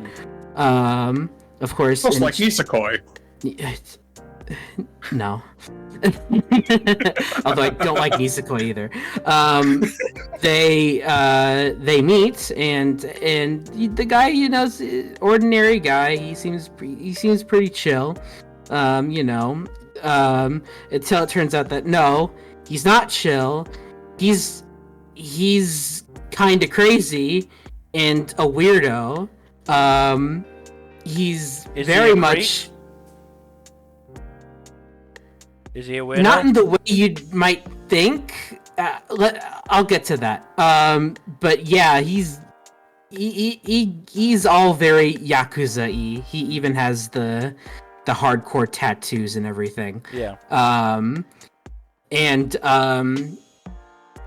It's revealed that he's not very interested in our main girl because she's, as he quotes, incredibly ordinary and boring.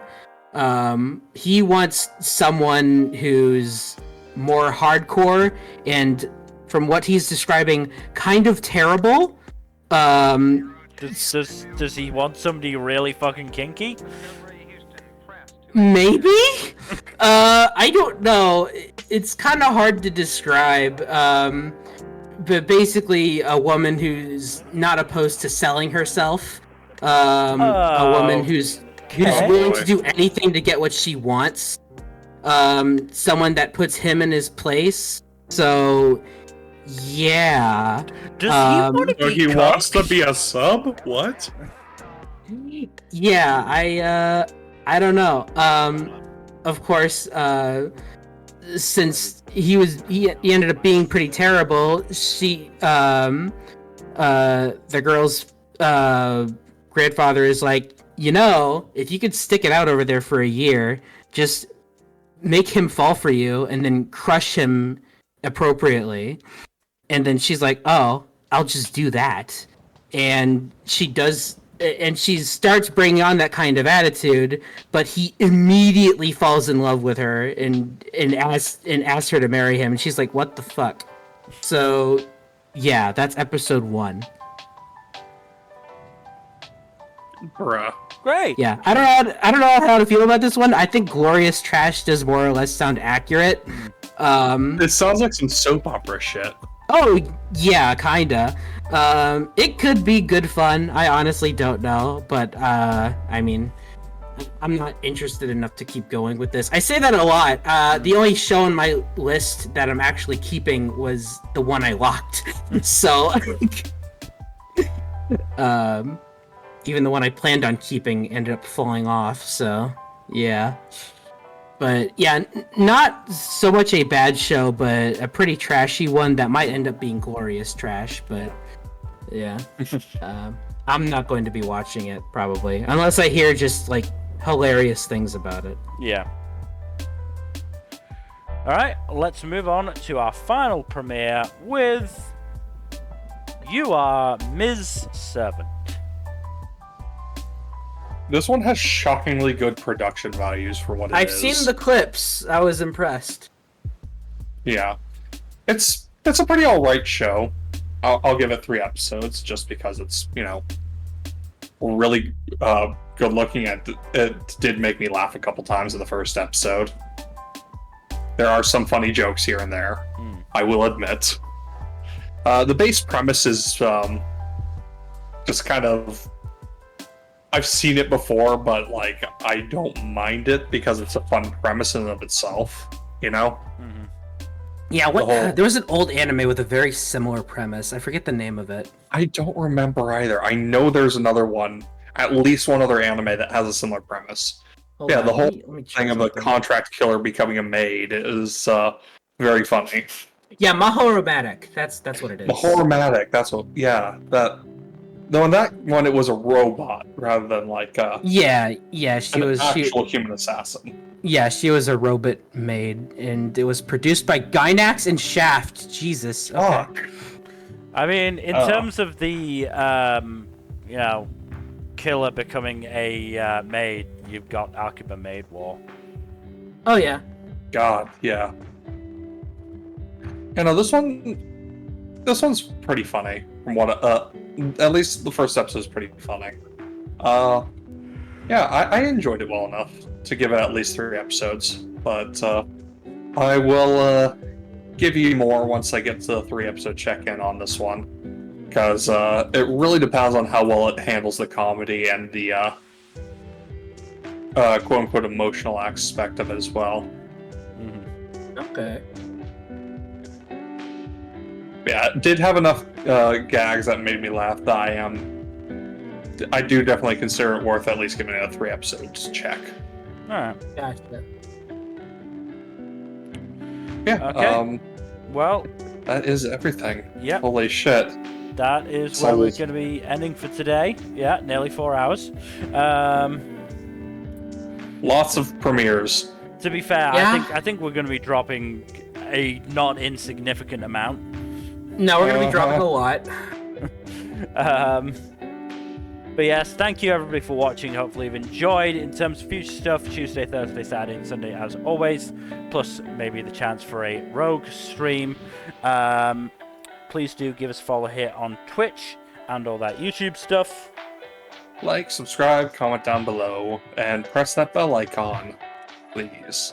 And otherwise, hopefully we shall see you tomorrow for maybe D&D. Not sure, but otherwise, good night. Later. Bye bye.